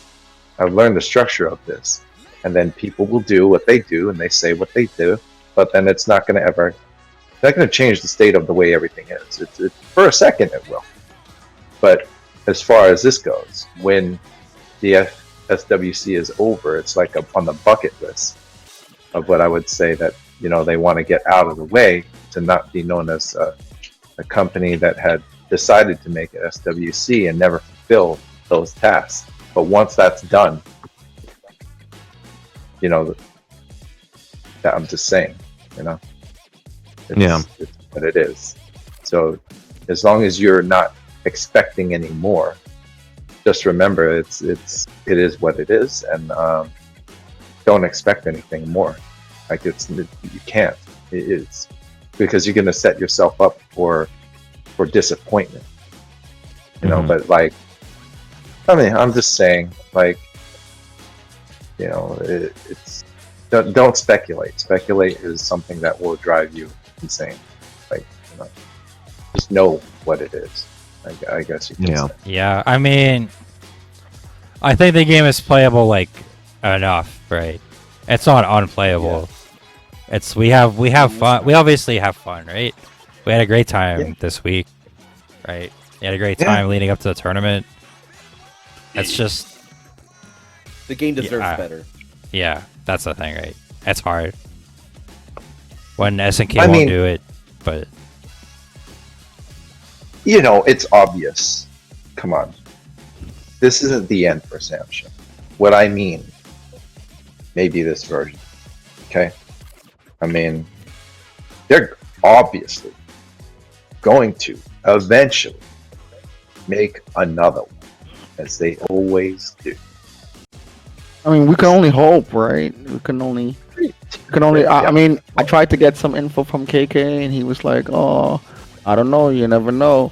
Like, but if we make another one, we would get rid of all these guest characters, right? And I was like, "Oh, okay." All right. They definitely are. They definitely. I mean, I'm not. It would be nonsense, because this one was shafted from the start, and everybody says it. Yeah, I mean, COVID technically. Oh, yeah. Exactly. Yeah, it was shafted. Online. I tell almost everyone that this game did not deserve the fate it got. Yes. Seriously. COVID killed Sam Show. I mean, a lot of things hurt the game a lot. I don't think it was really COVID, and I always contend that, like, you know, the numbers were definitely dropping off well before COVID. I think it's more of a problem with SNK as a company and their how out of touch they are, and their failure at management, right? Because I feel like this game's existence, I think it's just clearly just Oda's a pet project for Oda. If you look at comments from people from Oda himself, he probably just was just like, I want to make this, and they just let him do it because it's Oda, and they're not going to tell him no, and because they wanted something to test for Unreal Engine 4. That's pretty much why this game exists. It's just like a fantasy pet project, and when you think of it that way, right, as this kind of like redheaded stepchild like niche thing, it kind of makes sense for what it is, right? It's more of like a stepping stone to something in the future, whereas now that the game obviously has fanfare, obviously has mileage, I think the way we've gotten is like, I think I contend the level that this game has gone, it's one of the greatest success stories in all of side games, right? And I feel like at this point, like, making a new game, it'd almost be a no-brainer, right? Especially since. Here's the thing. Remember one thing. Yeah. What other fighting game has many versions?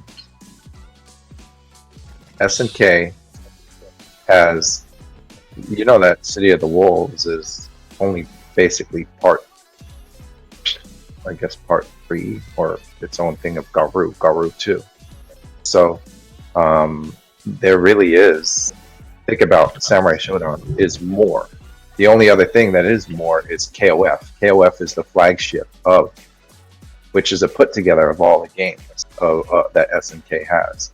The only other game that has this many, what do you call it, I guess, versions, like 1, 2, 3, 4, 5 special, you know, 5 perfect, is Samurai Shodown. There's no such thing as a besides King of Fighters, 98, 97, blah, blah, blah, 2002, blah, blah, 13, 14, they stopped counting, was always King of Fighters. But the second most game is Samurai Shodown. So you can't say that they're going to put it under the bus, because what other fighting game do they have? Look at like Art of Fighting. There's not enough Art of Fightings. There's not enough Fatal Furies. There's not enough. Samurai Shodown is the second most game that they made the most of. There's no World Heroes 3. There's no World Heroes 4. There's only World Heroes 2. I don't want to actually, but technically Garo is a part of so there's like 9 Fatal Furies now technically. Yeah, I know. It's like, well, 3D. I mean, same thing. Like I said too, like Samurai Shodown, Sen, and there's a lot. But like in general with the name, with the base name, Yeah. Think about it. It really is. You can't just say it's like a side project because of like, when I was playing it, like, oh, this is the second. I've always been the Sam Show guy, while everybody was always playing King of Fighters. I mean, I could play King of Fighters also, but like, I just was always the Sam Show guy.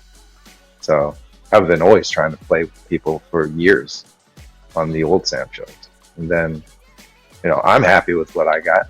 With oh shit, sorry, oops, upset me. I ate some food. Oh man, I'm poisoned. Sorry.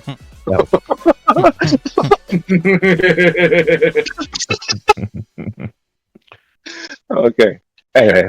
Anywho, see how sidetracked I can get. I was talking about that. I didn't realize what I was doing in this game. But anyway, whatever. Yeah. So I mean, there's that hope. I'm not trying to say like, oh, it sounds like a downer. It sounds like everybody's thinking it's there yet. And I'm not trying to just give everybody hope on it, but I mean, there's a big possibility that there is, because they're gonna make another one. Because if we enjoyed it as a whole and it's lasted this long to us, everybody in their back mind always says that, and it's not even, we're not trying to do it on the tourists, like to base it on what the next person likes, and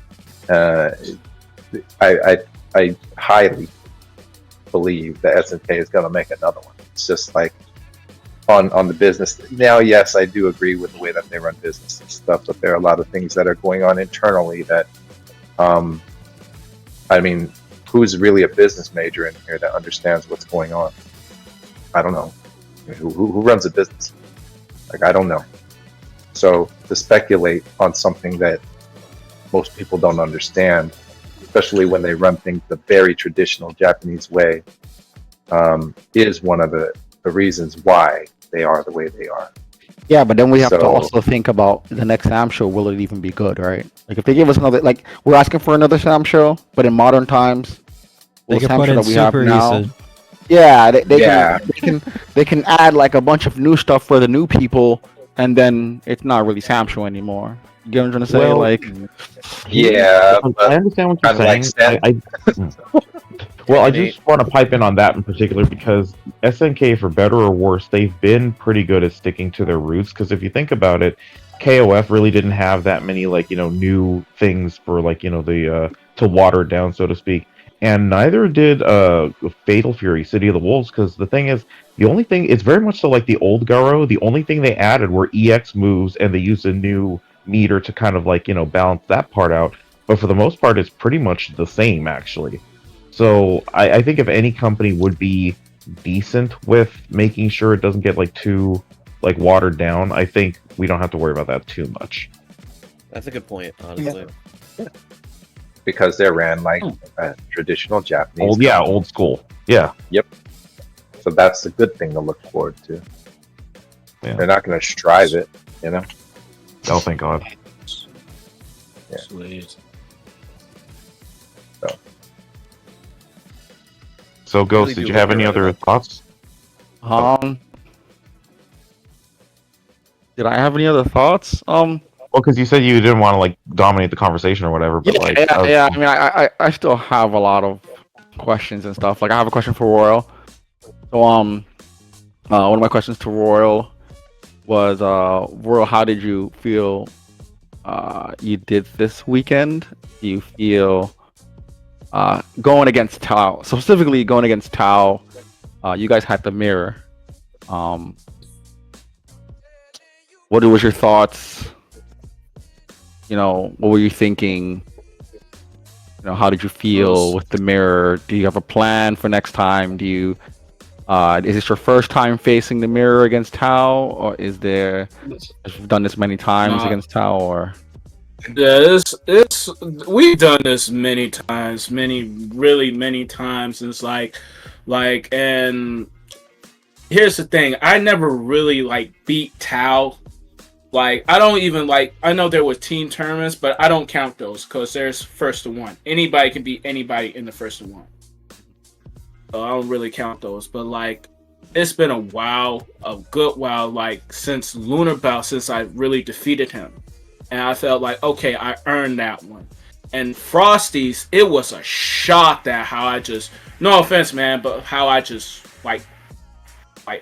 bulldoze you. I was I don't know how that happened. Seriously, so you beat him at Frosty's?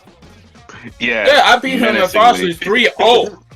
3-0. Wow. I was what? I was what the fuck? You let me get this? You let me do this and whatever? Because as y'all know, I upgraded my infighting. And I did that actually for Scrub because he's just a menace infighting. That's anyways. But then this combo breaker, he did something different. He slowed down. I was wait, I slowed down, and he does things that I would do. I would do the 6-6-A into Poppy, then 6-6-A into Poppy. I was wait, he's doing my strategy. And then he did one of the things I thought he would never do. I only see him only do it once, but it wasn't really, consistent. He did my run under command grab, man. So did you feel like you were fighting yourself, or did you just feel like? Yes. I felt holy crap, this is me. Yeah, that's how I feel against fighting. That's how I feel against fighting Disorder Unit. Yeah. Yeah, oh shit, that's what this feels like. And man, it's awesome, but not fun at the same time. I was okay, I have to learn to beat myself. So it was a big turnaround on Tao's part. I know he didn't practice, but he had an idea. I know he had a good idea how to counteract me with a combo breaker. But man, okay. Is there anything? Look at the tape. So, is there anything you think you can do different in the mirror? Yes. I feel like I can do something in the mirror. Even though he's slowing down, maybe I shouldn't play his game. If you're playing somebody else's game, more than likely you are going to lose. What was if there are way? Go ahead. Sorry. Yeah, he, and as you said, and also Ghost, you also stated this. Tao plays a better neutral than me. Yes, sir. And still, and it showed it. It's harder. So playing both of you guys, it's harder to walk Tao down than it is you. Right? Kind of thing. Seriously. As soon as I'm going to react, he's just on me like that. He just countered with 5B. I was damn, I'm not expecting it. I'm trying to run in. I'm trying to ease my way in. It's nope, stay there. Nope, stay there. I'm get close. The big difference between you and Tao is that Tao is better at fighting mid-screen than you are. You're better at fighting towards the end of the screen. Oh, that's the big difference between the two of you guys. My last question to you is I just had it. Sorry. Oh, is there anything you would do different? I don't know if you've watched tapes between you and him. Is there anything that you caught towards the end that you couldn't stop then that you figured out against Tao? going in maybe next time. You know, obviously, you guys will probably most likely cross paths again. So, yeah, most likely we will. I was basically like after when it was 1-1 and we went to the third game, I was getting more wilder. Basically, I find myself getting like more agitated and wilder. I just need to learn to calm down. Like as the fight goes on, if I'm not and I'm not getting my way, I keep on getting hit and things are not going into place, I tend to get angry. I do. And I just go out of desperation, and I gotta learn to calm down. Seriously, I just need to learn to calm down. Okay. That's it. If anybody else wants to go, again, I'll just keep going if people just have a lot of. Like, I like these types of things, right? I get to ask questions. I'm always like thinking about like, I wonder what the player did this in this scenario. I wonder what the, player did this in this scenario. I have like a lot of. I have questions for like literally everybody here on this channel. So I don't want to take over. I don't want it to be. It's not about me, right? So I want other people to kind of join into. Give him 10 seconds. Just shoot your shot, I guess. All right. As long as we're filling the air. This one is for Thrusty. So Thrusty, you there? Did he step away? All right, he may have stepped away. All right, so I'll just move on to Healing Vision. Healing Vision. Yeah. So this question is for you also. So you've been doing, for me, each tournament that I see you play in, you always do like better. Like you're always continuously improving. And you're another person who doesn't play as much as a lot of us here. What clicks for you this tournament? Like what so made you, because you also put Maki and losers, if I'm not mistaken. Yes, I did. Out of memory. What clicked for you in this tournament that you were like, I'm gonna do these things, or like what download did you get playing against like Maki? Even me, I want to hear your opinion. Like, because me and you, we've been playing for a long time. I have a pretty good record against you. And now I realize it even in casuals when we played a few times, it's much harder to play against you, right? It's much harder getting in. It's much harder to like mix you up and stuff like that. What do you do, or like what clicks for you? I mean, I don't want you to tell your secrets if you have any. Secrets. No. I mean, I'll say whatever because I'm an open book. I don't care. So I actually kind of addressed the majority of these things early on because thing number one, I do think the coffee situation, like it not being super jittery, but being like, wide awake, had a huge impact on how I played. The other thing too is basically in general, I try to be a very reactive player, like, because think about there's not really that many good anti-airs that Amakusa has, so yeah, you can run under and do the slap type of thing, but for the most part the best anti-air is the jumping air to air, right? So because I genuinely felt like even at the South Bay Masters tournament, I mean, nobody saw it because we were exhausted by the end, but I was like hyper aware of everything, and unfortunately, because of the way the rollback is implemented, you cannot do that online. It's literally impossible. So I think those things combined with the fact that I was playing a bit of City of the Wolves recently, and also Bubba, me and Bubba played literally the night before, I had to fly out, and he, we had a good set, and the thing was that he told me at the end, he's like, hey, I don't know if this will even do you any good, because nobody really plays like me, so, you might not be able to learn anything helpful. He told me the same thing too, right? He told me the same thing when I was training for Goro. But the funny thing is, I told him, well, the one thing you did is that you reminded me that how active this game can be played. So basically it was kind of like, I felt like the way I've been playing in the past, I guess couple weeks at this point, I've been kind of on fire as far as throwing out the proper buttons. And sometimes the thing about fighting games in general, but it really applies to Sam Show, is if you've ever heard the expression, it's like jazz. sometimes it's the notes you don't play. I feel like that applies very much so to this game more than others. So it's like, even if like you wait like half a second to throw out like a button, that's all it takes to kind of change everything potentially. So that's just like my take on it. And go ahead. No, what were we gonna say? So I have another question. This next question is more so for the panel. Oh. So a lot of people have been picking up side characters. I know a lot of you guys kind of stick to your guns. You know, do you guys like, what is going to be your prep for the people who are qualified and for the people who are trying to get qualified? What is your prep for? Are you going to be picking up secondary characters? Do you guys feel like the meta needs a secondary character? Do you think that you're perfectly fine with your character?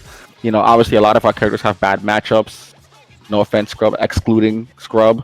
But, you know, I still would like to know if you are still picking up a secondary character for, you know, I know you're prepping for SWC, because I remember you saying that you're trying to figure out how you're going to get ready to play against the Japanese and stuff like that.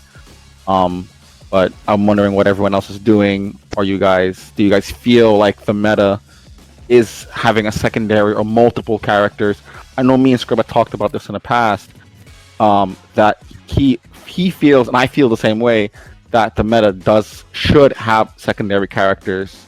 As you see B-Boy doing it. He picks Baiken sometimes, and then if he wins the first one and then he loses the second one, he'll switch to like Wu. You know, more familiarity, kind of get the download from the beginning. So I wanted to know if that's something inside of your future, or do you feel like this is okay? Do you feel like it shouldn't be this way? I just want to know. Okay, I'll answer that one really quick for me. Yeah, I'll answer it really quickly because mine's pretty simple. I mess around with Kyoshiro a little bit, and that's like a for fun type of thing, but honestly, I basically have zero intentions of learning a secondary character. I'm SoCal through and through, and we were always notorious for being the character specialists, and even if it's like a tough match, like, you know, I still kind of do my best to fight it out. And sometimes you learn things in very weird like circumstances that turn out to be very helpful. I mean, and like the what I did against you completely on accident was that running under kick cross up that led me into a combo. I'd never done that before, but like as soon as I saw what happened, as soon as I saw what was happening, my muscle reactions, they just kicked in to keep the combo going. But like, I'd never seen that before. I don't know if anybody had ever seen that before. But like, so that's another thing I am now, like, you know, aware of that I hadn't, or if I hadn't picked a different character, I wouldn't have seen that, you know? So basically, I'm just trying to have a much more like nuanced knowledge set on my character, that even if like it's a bad matchup, certain things might help. You know, that's me. Okay. So I've been thinking about this a lot, and in my opinion, what you are going to see closer to the tour, you are probably going to see more top tiers, and rather than what you see Cypher doing with his like character grab bag stuff, you're probably just going to see people commit to one top tier character like Kazuki or Baiken or Hibiki. Those are the three standouts in my opinion for characters that you're most likely going to see. The main reason is that I've debated this a lot, right? Because it's like, the Warden pick, that was actually just for Maki. Like, I was not very subtle about it. Like, that was only done just to counterpick him, because the matchup is too good not to take. And because, at this level, it's like, if you're going to pick a high mid-tier like Jubei's good. You're going to one-trick a character, right? Jubei's good, but he's got a lot of issues. And, you're going to get to a point where, like, you're going to run into 3-7s. I don't even think that matchup is really, like, a 3-7, right? But, like, if you can make it work, and it's like... I think I understand now the problem that I've been having with him as Baiken, and I think I know what to do. Mm-hmm. But like, I've been like absolutely decking him with Warden, so it's like if it comes down to like a just win the video game situation, it's like just pick the pick the matchup they can't deal with, right?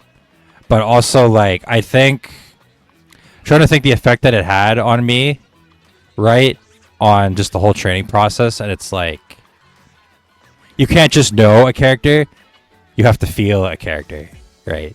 And he has some really cool stuff, actually, right? Like, he has a whole bunch of cool tech, like, he can, like, fade cancels close C into grab, right? He can use the guard point to beat wake up buttons to enforce his delay throw. And like I knew that stuff and like I labbed it, but like when it came time to play Tau, right? It probably would have worked out better if I just committed to Bikin. It's not even like the Warden game was that bad. It was fine. But I felt if I felt it better, right? Like the reason it works for Cypher is because like all of those characters are more or less his main, right? And it's not just a character.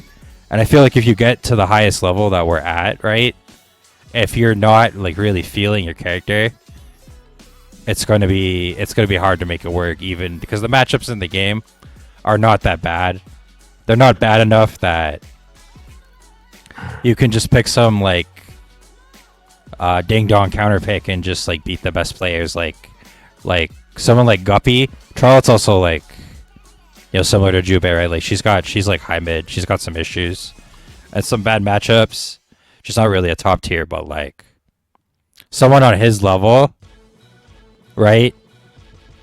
His character feeling is so high that he just really makes it work for him. I think what's actually going to pay off is just like getting down your character and getting to the point where your character is like a glove and just you know, playing with your heart. And I feel like I'm on the cusp of that point at Bikin, right, where I feel like I know I have a roadmap for putting it together that I could like. That's why I made that tweet saying I really inspired to like optimize Bikin, right? Because I don't think she's the best character. I do think she has enough to be able to handle everything, right? I just feel like I could get to a point where I'm at a level with her where like the acumen is so high that I could just make it work. Especially like when I'm at the cusp, I'm at such a cusp of like a fundamentals breakthrough. Like I feel like I'm on the cusp of really cracking open the game. I just feel like it's the right answer to commit to your main, and I just feel like that's the level. Like the stuff Cypher does, you know, realistically, I think he's probably going to just cut the shit and just like commit to Genjiro or Bikin. I think Cypher's best character is his Hamaru. I think he should just play that.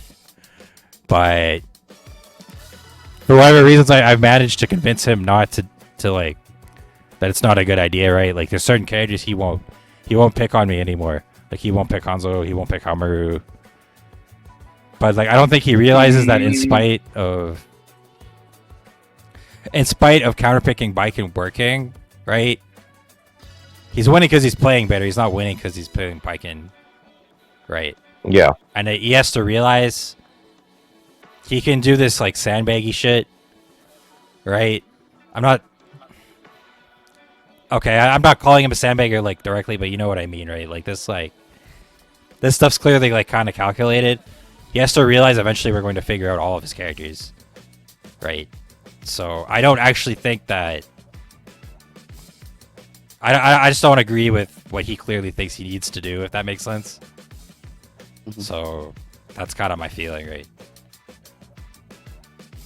That's how I feel. I feel like people are gonna roll up to the final with one character, and I think unfortunately, like the people like Guppy and Tau, if they're not gonna switch characters, it's going to be very hard to get to like optimal level of like Bikin, optimal Kazuki, and then commit with mid tiers or compete with mid tiers.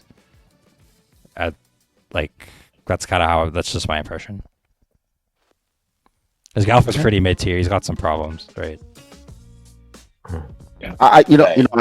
Every time I hear you or hear people say Galfa, like, I think the last buff for Galford really put him on the map.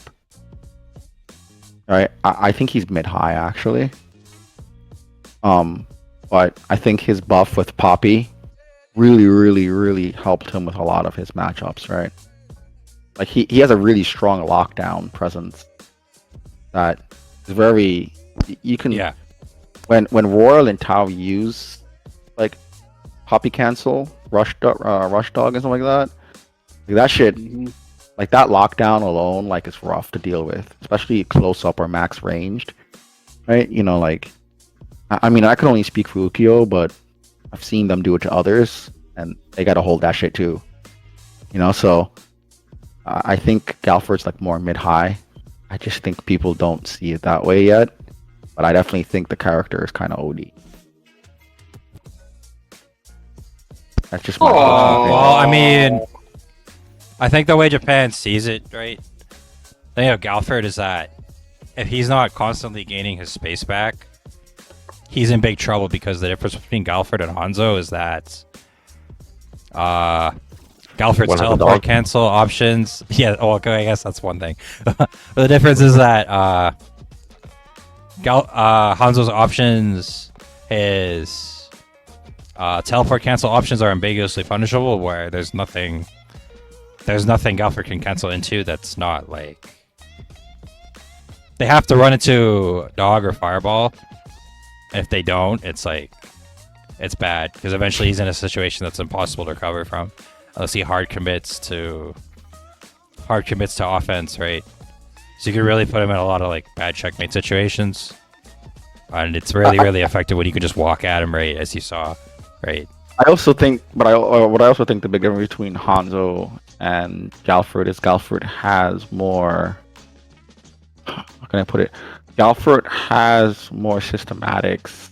Galford has more ways of getting in. Galford has more ways of like shutting down a lot of opponents' stuff and still being pretty okay and distance-wise. And Hanzo doesn't really have that. Like as you JD, so the thing about Hanzo is that as Hanzo pressures you, right? Unless he like gets up in your face, right? He's basically giving you meter at a fast rate. Like I'm talking when I speak about Samsho, I'm only talking about the highest level usually, right? So we're talking about people JDing the Slinky, right? They're gaining meter at a rapid rate, and there's a lot of characters in the game that are very powerful when they get meter. So Hanzo is like he's actively putting himself in a bad position. I mean, you can do Slinky and then do 6-6C and hope that the person's unable to block it, but most people already know how to block that. You know, you can JD it and push him away before he even gets to you if they're going to commit to 6-6C. And then you can JD it and then block the other way for 6-6C, right? You know, so I think Galford has a better option getting in to your opponent than Hanzo does, fortunately. Even his gimmick with the teleports, you can see that because the puff of smoke, you can react to the puff of smoke. If you're really good at it, you can just like crouch if you see like the lower one or crouch to or stand to the higher one. Like you can react to the smoke. There's also a lot of OSs. You can just backdash. Covers all of them. Yeah, there's that too. Yeah, you can also run underneath with the smoke also too. So you can also just raw jump, and if you air to air, the reward is so high, right? Yeah, people like Ukyo can just Sabami the smoke. If I see air smoke, I can just Sabami it or just block it. You know, so I just think when I see Hanzo higher than Galford, I'm just like, why? This shouldn't be here. If that's it for Scrub, I guess we can move on to the next person with their answers. John, Royal, Tao, Thrusty. I'm just going to improve on my character. I'll probably will take maybe one character just in case, but all in all, I felt like, you know, with my Galford, there are some things that's unexplored. Like there are some things that I found and I'm trying to like practice at. I feel like, you know, if I master it enough, you know, I probably won't need a second character. Okay. So side question for Tao and Royal, what are some of Galford's bad matchups? And ones that you think maybe you may need a secondary character for, or you just kind of know the matchup and how to play against it? I mean, I don't really know. Okay, one is Nakaruru. That's a really bad matchup. I can't really do. I can't do. Oh my God, Charlotte too.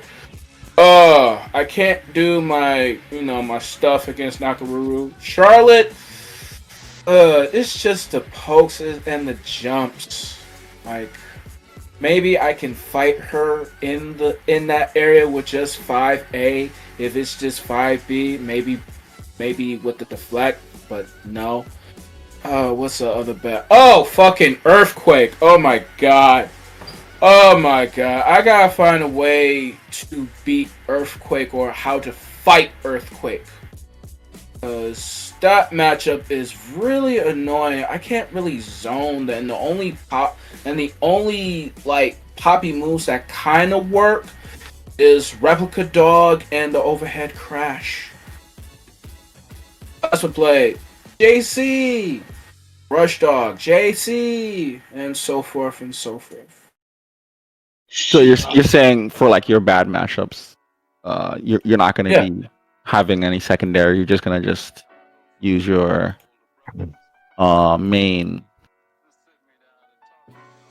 Yeah, I'm just going to use my main. I'm just going like with the bad, like maybe I'll probably switch against Nakaruru, maybe. But like Earthquake, it's more of a discipline type of thing. It's more discipline. It's more discipline than anything else. Okay. And Tao, what about you? I mean, now that you're qualified, how does your mindset change? You still just gonna run Galford, or are you still gonna maybe check out one of the top tiers, or are you still gonna, Well, pretty much mainly I'm on a Galford, but I have been thinking about this since in the middle of the grand finals when Scrub Cyber was up on the reset. I believe it was like 2-1 or 1-1 at one point. Like, I was thinking about picking Rimiru. Mainly for the fact that, of what Galva can't really do well, Rima can do well, especially on the air-to-air scenario. So that's pretty much what I was, like, kind of getting at in the middle of the grand finals. Okay. But I've been hearing a lot, it's like, no, still Galva, he's fine. Okay, that was me screaming at you when you switched to Rimu, and I was like, "Don't do that." Switched out. That was me yelling at you. Yeah, that was me. Okay. I was like, "If you pick Rimu, you've lost. Don't do this." I was thinking, like, just the fact that you went back, right? Because it means you were doubting Galford, right? Yeah. It was kind of over, right? Yeah, that's the same thing I was thinking. I was like, please don't let it be over like this. Like, don't do that. Don't let it mentally and then also physically be over, right? Like, just pick Galford and maybe you'll figure out something as you go along. Yeah. It was kind of interesting because I think it was the last time not last time, but the one before that, when I was like picking Wimiwuru, it was like, okay, well, I can pretty much just anti-air more consistently. And she's got more combo ability than Galford for sure with his 6-6A, 5B, and her JK especially. She can just influence a whole lot of stuff. But then, like Jay Wong said recently, but then you're playing against somebody who plays their character religiously, and you play that character not so often. So unless you really know the matchup between Viking and Rimu, you'd have probably lost. I mean, I get you're definitely a genius, but I don't know. Which is pretty much what I was kind of getting at. I was like, Viking and Rimu, it's not so bad. Yeah, but how often are you playing Scrub Cybot with Rimu? Right, not often. Like, you don't really play the game much. So. I mean, I struggle with that character like a lot, but it's kind of back to like the character feeling thing, right? Like, you probably need to be like a good example of someone where like they have the level of handle where the matchup starts to become a factor. It's probably Hella Plus, right? Yeah. Like you look at the way he was playing in March, right? I actually struggle in that matchup a lot, right? Like dealing with the logic of the platforms, right? It was really pissing me off playing you at Frosty, right? Because it's like the same things I wasn't dealing with at the at both the Evo 2023 and the Lunabout exhibition. They were still things I wasn't dealing with. I was just super annoyed at myself, right? Because I was playing like from the end of the screen just to avoid platform, right?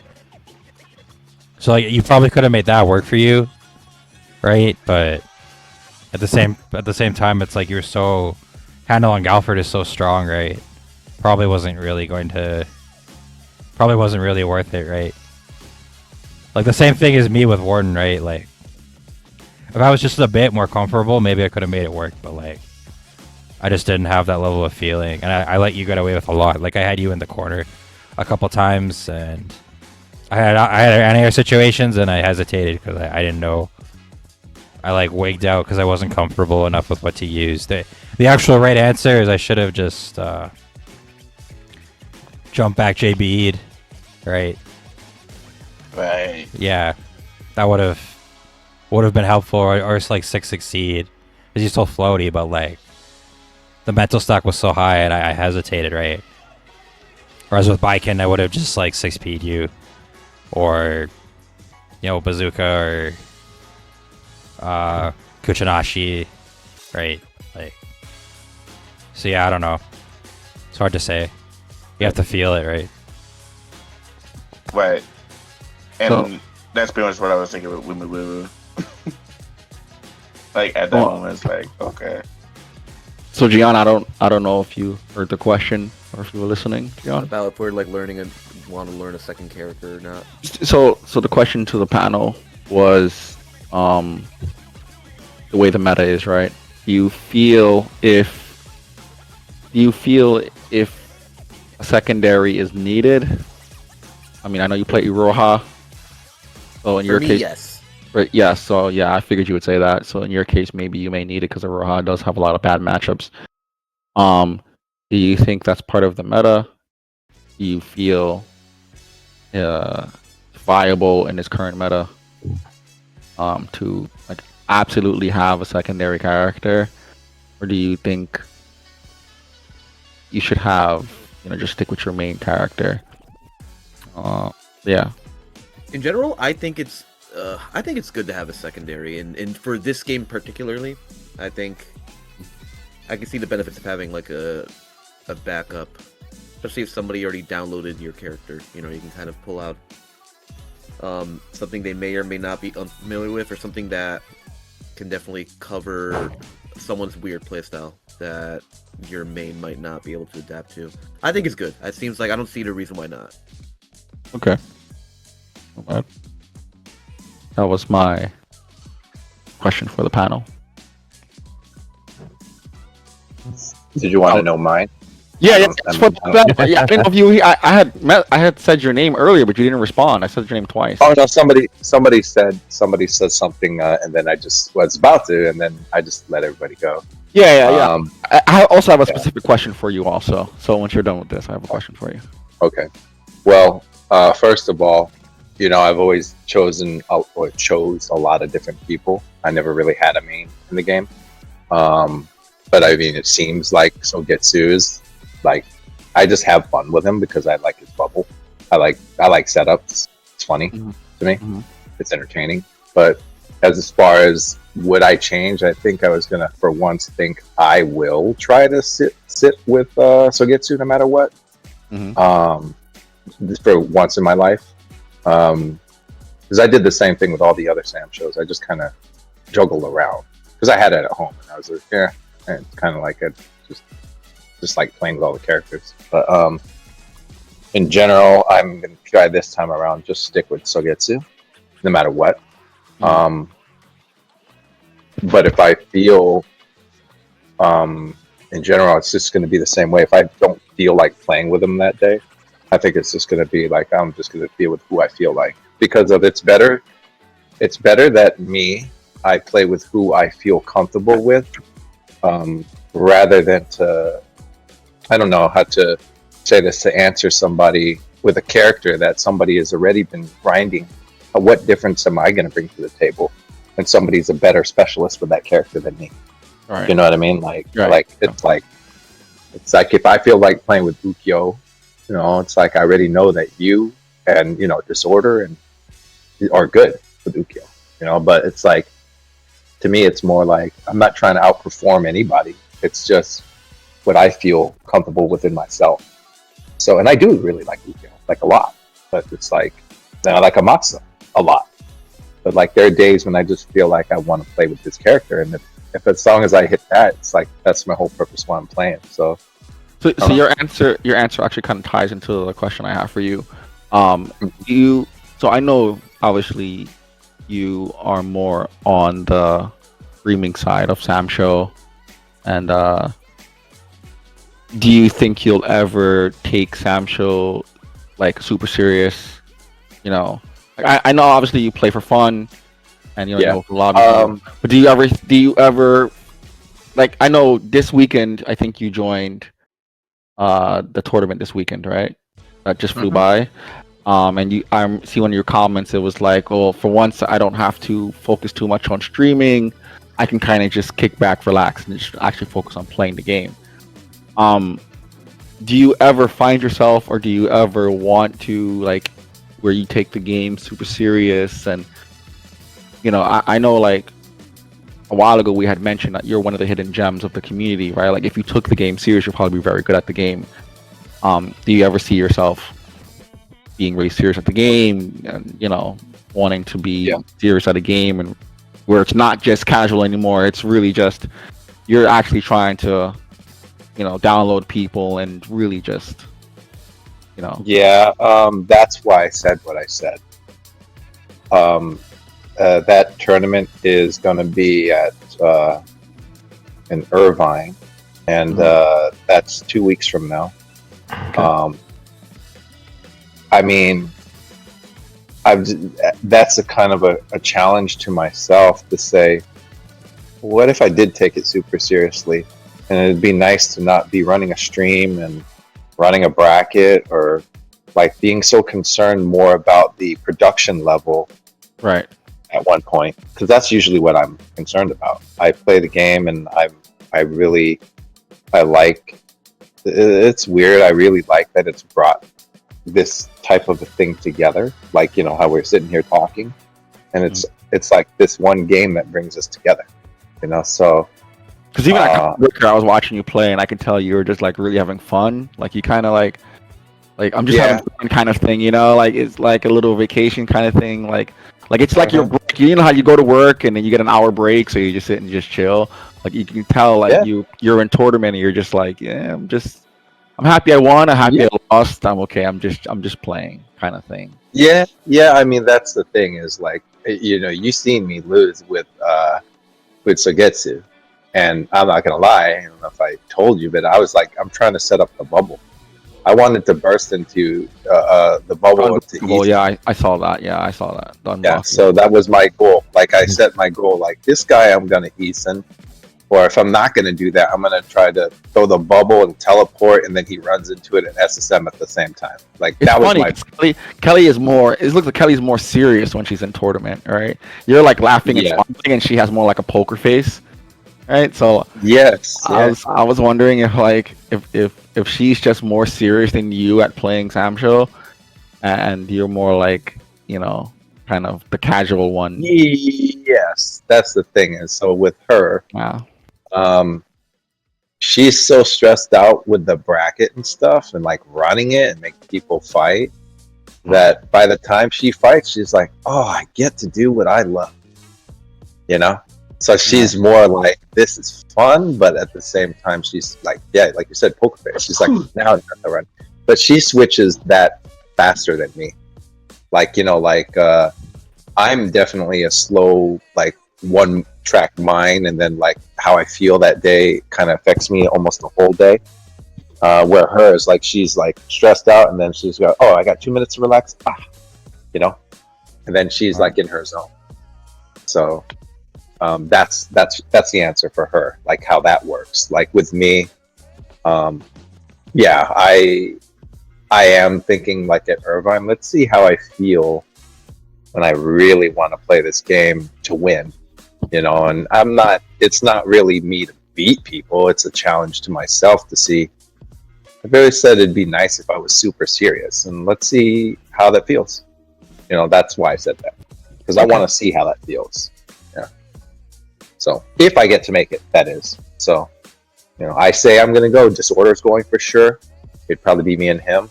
And I have been there, and actually one of the guys at the tournament, at Arcade Shock this weekend, he was the guy who was running it. He was one of the competitors, board man, and he did make it on stream.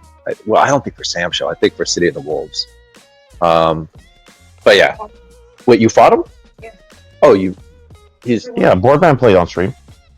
Oh, okay. Yeah, he was on. Yeah. Mm-hmm. Oh, okay. All right. But yeah, Kelly. Okay, she told me. Yeah, she beat him really easy. Well, I mean, she's not being conceited about that. She's like, yeah. But okay, yeah. But yeah, I want to see how it is to feel like that, to actually feel like I have to, because my whole goal with playing the game was never to really just win. I mean, everybody likes to win, but I mean, I say this totally in truth. I like that the game brings people together besides the differences we all have, like with what's going on, you know, in our lives or whatnot. And to see everybody in this room speaking to each other all about the game, like I said, it's no matter what's going on, it's like it brings us together. So that's kind of my joy. I know it sounds weird, but yeah, I just like that. I like getting people together, you know. So, but yeah, I want to see how I feel there, and you know, how it is. Yeah. That was all my questions. Okay. I'll think about more. I only have 30 minutes left, by the way, so I'm gonna get off at 1 o'clock. So I think we're kind of about winding down here. I'm not sure if anyone's got like anything else pressing. I think we did a lot of great discussion about like mindset and motivation, the real beefy stuff. Did anyone buy it? I do have a question for you, Scrub. Okay. So another question would be to the new people getting into Sam Show, to the people not only getting into Sam Show but learning it mid-level and lower, and can't find their place. What would you give advice to? Like, what advice would you give to them, in-depthly, other than, you know, just grind and play sets all day long kind of thing? You know, most top players usually, you got to grind and lab and stuff. What in-depth advice would you give to them, you know, to help them kind of improve their game and try to figure things out?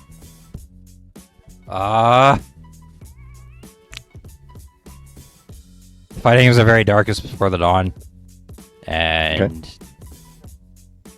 you think you can't do it, then you can do it, then you think you can't do it, then you can do it, then you think you can't do it, then you can do it.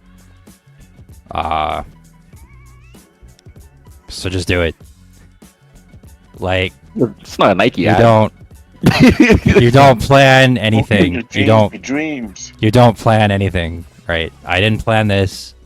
I thought the game was cool, right? I just went to Lunar Bout to get one last tournament and see friends, and things got to this point because I kept going, and honestly, the best times I had, I stopped putting so much pressure on myself and just figured things out. And it's like, don't think about figuring things out as an obstacle. Think of it as like the fun of the game itself. And that becomes very empowering because it becomes a positive emotion, right? Think in terms of like, because historically, I it's very, very hard on myself and thought very negatively, but it's your choice to, it's back to the core A video, right? Like, things don't make you mad. Your outlook and how your cognition interprets things, it makes you mad, right? So when you think of overcoming it, right, as a positive thing, suddenly everything becomes like more positive. So there was a time last year playing at some lobby on Bikemir, and I got like perfected by Cypher, and I told myself, you know what, I think I'll never be on this guy's level in my life. And then in 2024, I beat him like at least 6 times or something. I think it was over 6 times. So it's like,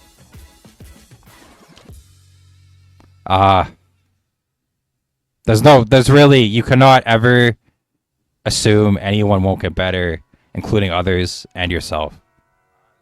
Right? Ever. And all of you guys have proven that. Multiple, especially recently, multiple times over, everyone has proven it. Everybody in this chat, B-Boy Disorder Unit, you know how long it took for Maki to get to this level? It's like you underwent a Super Saiyan transformation. If you compare Maki now to Parsec Maki, it's like unbelievable. But how could you ever have said he couldn't have done it, right? It doesn't matter how long it takes. Well, it doesn't matter because you like to win, but like, as long as you eventually get to the level, it doesn't really matter if you were worse, right? And even if you fail, at least you had fun, right? Like, it's so easy. This game does not make it very easy to not focus on the negative, to be completely honest. And yeah, to be entirely honest, I'm upset a lot of the time while playing. But, the methods are there, right, to play in a way that's fun, right? Like, I'm enjoying training mode like a lot, right? Just because it cuts out. Obviously, training mode can't lag. And the things that I love the feeling of feeling like I'm figuring out something that I only kind of understood, right? And especially when something that you figured out becomes relevant in the game, it's a really great feeling, right? So like, don't think of the game as an obstacle, right? Think of it as something that you take advantage of. It starts to make the game very like constructive and powerful. So just like, I thought about like, what would I do with myself if the win streak ends? And it's been on my mind lately. And like, I got home. Do you feel like that could happen pretty soon? Yes. Based on everyone's leveling up. I would have to win everything. I would have to win everything until the finals. I would have to win the tour. Right. And especially since I was considering like doing another sponsor bid to get offline practice at the other qualifiers, right? At that point it'd be like, international world class, right? How could I assume that I'm going to win? It's like ridiculous. I can't even win consistently within North America, right? You have to be fair to yourself or you'll go insane. There's no way. And it's like, I am choosing to make this matter more than it does. And truth be told, like, this was the biggest tournament win of my life, pretty much. I honestly thought Combo Breaker 2023, I think was going to top it. But if you really look at like the context of this, you saw me on stage. I was just like laughing like deliriously. It's like, I believe I actually did it. And then I got home, right? And it was like, okay, man, this is going to really like wash over me. It's going to be kick in how big of a deal this was. And that didn't happen, right? I just kind of went on with my life. Like, it just wasn't that big of a deal. And it just isn't, right? Like, this is a device for you to have fun. And the actual best things, stuff like this podcast, dinner at the ale house, all the fun we have in the lobbies, right? That's really it, right? So, and it isn't. The only reason it's a big deal is if you're choosing to make it be a big deal. And right, just do. I don't know. Make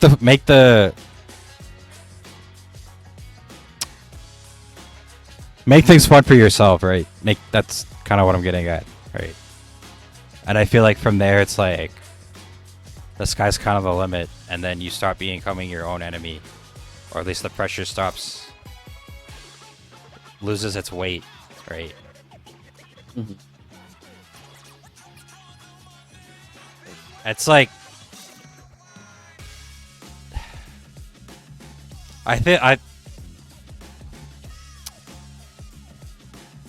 I mean, I don't know what would have happened if I lost, and honestly, what does it matter, right?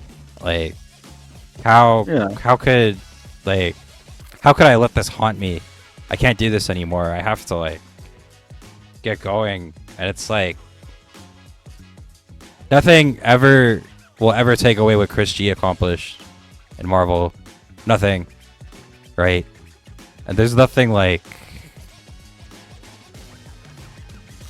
I have what I have, and I don't need more, and nothing will ever take away what I've done, and I don't need this. I don't need this to be complete. Right? So I think that's how it is, right? I don't know if anybody else like, because you know what, I don't want to like be in some situation where like I lose and I have some kind of breakdown and make everything about myself. Like, I don't want to do that. So, like, you know, in the same way, it's not even that big of a deal that I won. It doesn't have to be that big of a deal when I lose. We're all gonna get by. You know, there's legends of the game of every game. I mean, the question is like, shouldn't you be happy rather if you win or lose, right? A part of you should at least still be having fun, right? You don't want to. I'm actually glad I asked this question too. You don't want to be a bot, right? You don't want to be where it's all about like if you win, then you get the power up, but if you lose, then it's straight up depression, right? Like people like you and Tao, and like those guys, you know, just people watching you guys, right? Like this, especially you, Scrub, who's like always winning. You know, the eyes is always on you, and I think you should still show gratitude rather if you win or lose. I mean, I get it. You say you struggle sometimes with your ego, but I definitely think like all eyes are on you, and a lot of the times. I mean, because to back this statement up, the Japanese stream that I was in, half the Japanese people in the Japan stream was like, he's gonna win this, right? Grub is probably undoubtedly going to win this. I don't know what the interaction was when you lost to Tao, because I was trying to focus on myself at the time, but the whole stream basically was like, he's gonna win regardless, right? And all eyes was on you regardless. So I definitely think you should have a positive outlook, win or lose. Mm-hmm. Yeah. I mean, you have a whole, you have people, copying your style. You have people watching you. You have people, I just think like it's the same thing like with Chris G and Jay Wong and it just, I'm pretty sure you should have an ego when you play these games, right? And I tell Giannis all the time, you should have an ego, but you should keep it in check. Right, you should win or lose. You should always keep that shit in check. You can't. Right? I told myself I need to kill my ego, and then when I realized I couldn't kill my ego, I went full ego. Because I was like, well, I can't kill my ego. I actually think you should not kill your ego. I think every competitive person by nature has an ego. Yeah. Right.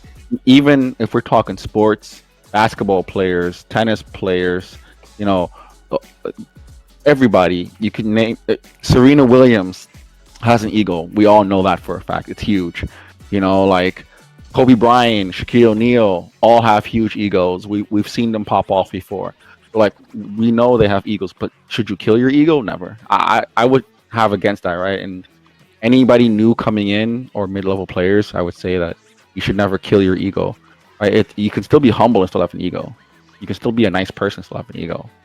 But you should also be okay with losing too. Well, that's like Punk, right? Like, he used to be a huge shithead. Now it's like, well, the ego is still there, but he's a lot more careful about not being a jackass, unless somebody like says something racist, right? I think most likely he got G-checked, right? Well, he's got major sponsors on him now, right? Yeah. I think he has to be very careful what he does. I don't think it's him being humbled. I think it's him just being G-checked. I think it's a part of it, like maybe a small part. But he said himself, no, you should not. You should not be salty or try not to be salty. Like he says, like you need to be salty or you don't. You cannot be a top player and not have an ego. None of it. I'm gonna be honest. Somebody absolutely has an ego and he's just nice about it. Is definitely Maki, right? Yeah, you can definitely tell. But right? Yeah, 100%. Yeah, 100%. You can, but like, why would you? You can't want to do this. You can't want to achieve something. You can't want to have it matter to you and like not have an ego. It's ridiculous. Like, that's why top players fall into the trap of like the don't go on Twitter and they go on Twitter and they write some head ass shit and get clowned on. It's like everyone's done that before. I've done it. It's like that's part of being a human, and yeah. Just don't say someone. Just don't accuse someone of smelling bad and getting them laughed out of a venue, because that's probably the worst thing Punk ever did. I think that was kind of the turning. That was kind of the turning point. That was an absolute dick move, and he got loads of shit for it. But I think when you have huge communities, you should be very careful on who you deal with. People like Maximilian, Jay Wong, Punk, they have large communities behind them. So getting into beef with them, getting to argue with them, it's going to be a bad day for anybody who does it. They just naturally have people backing them up, so they have to be very careful on what they do and who they do it with, kind of thing. So I think that's the end of my question. I don't have any more questions. And pretty much piggyback to what Ghost was saying about killing the ego. It's like not necessarily killing the ego, as more as in controlling it. Yeah. Yeah, I mean you're people like Scrub is he's a big fish in a pond, right? The only difference now is that he's a big fish with other big fish and can easily be eaten. You know, so that's why you should always be careful. There's always somebody stronger than you, or there's always somebody grinding to be stronger than you. So, well. Right.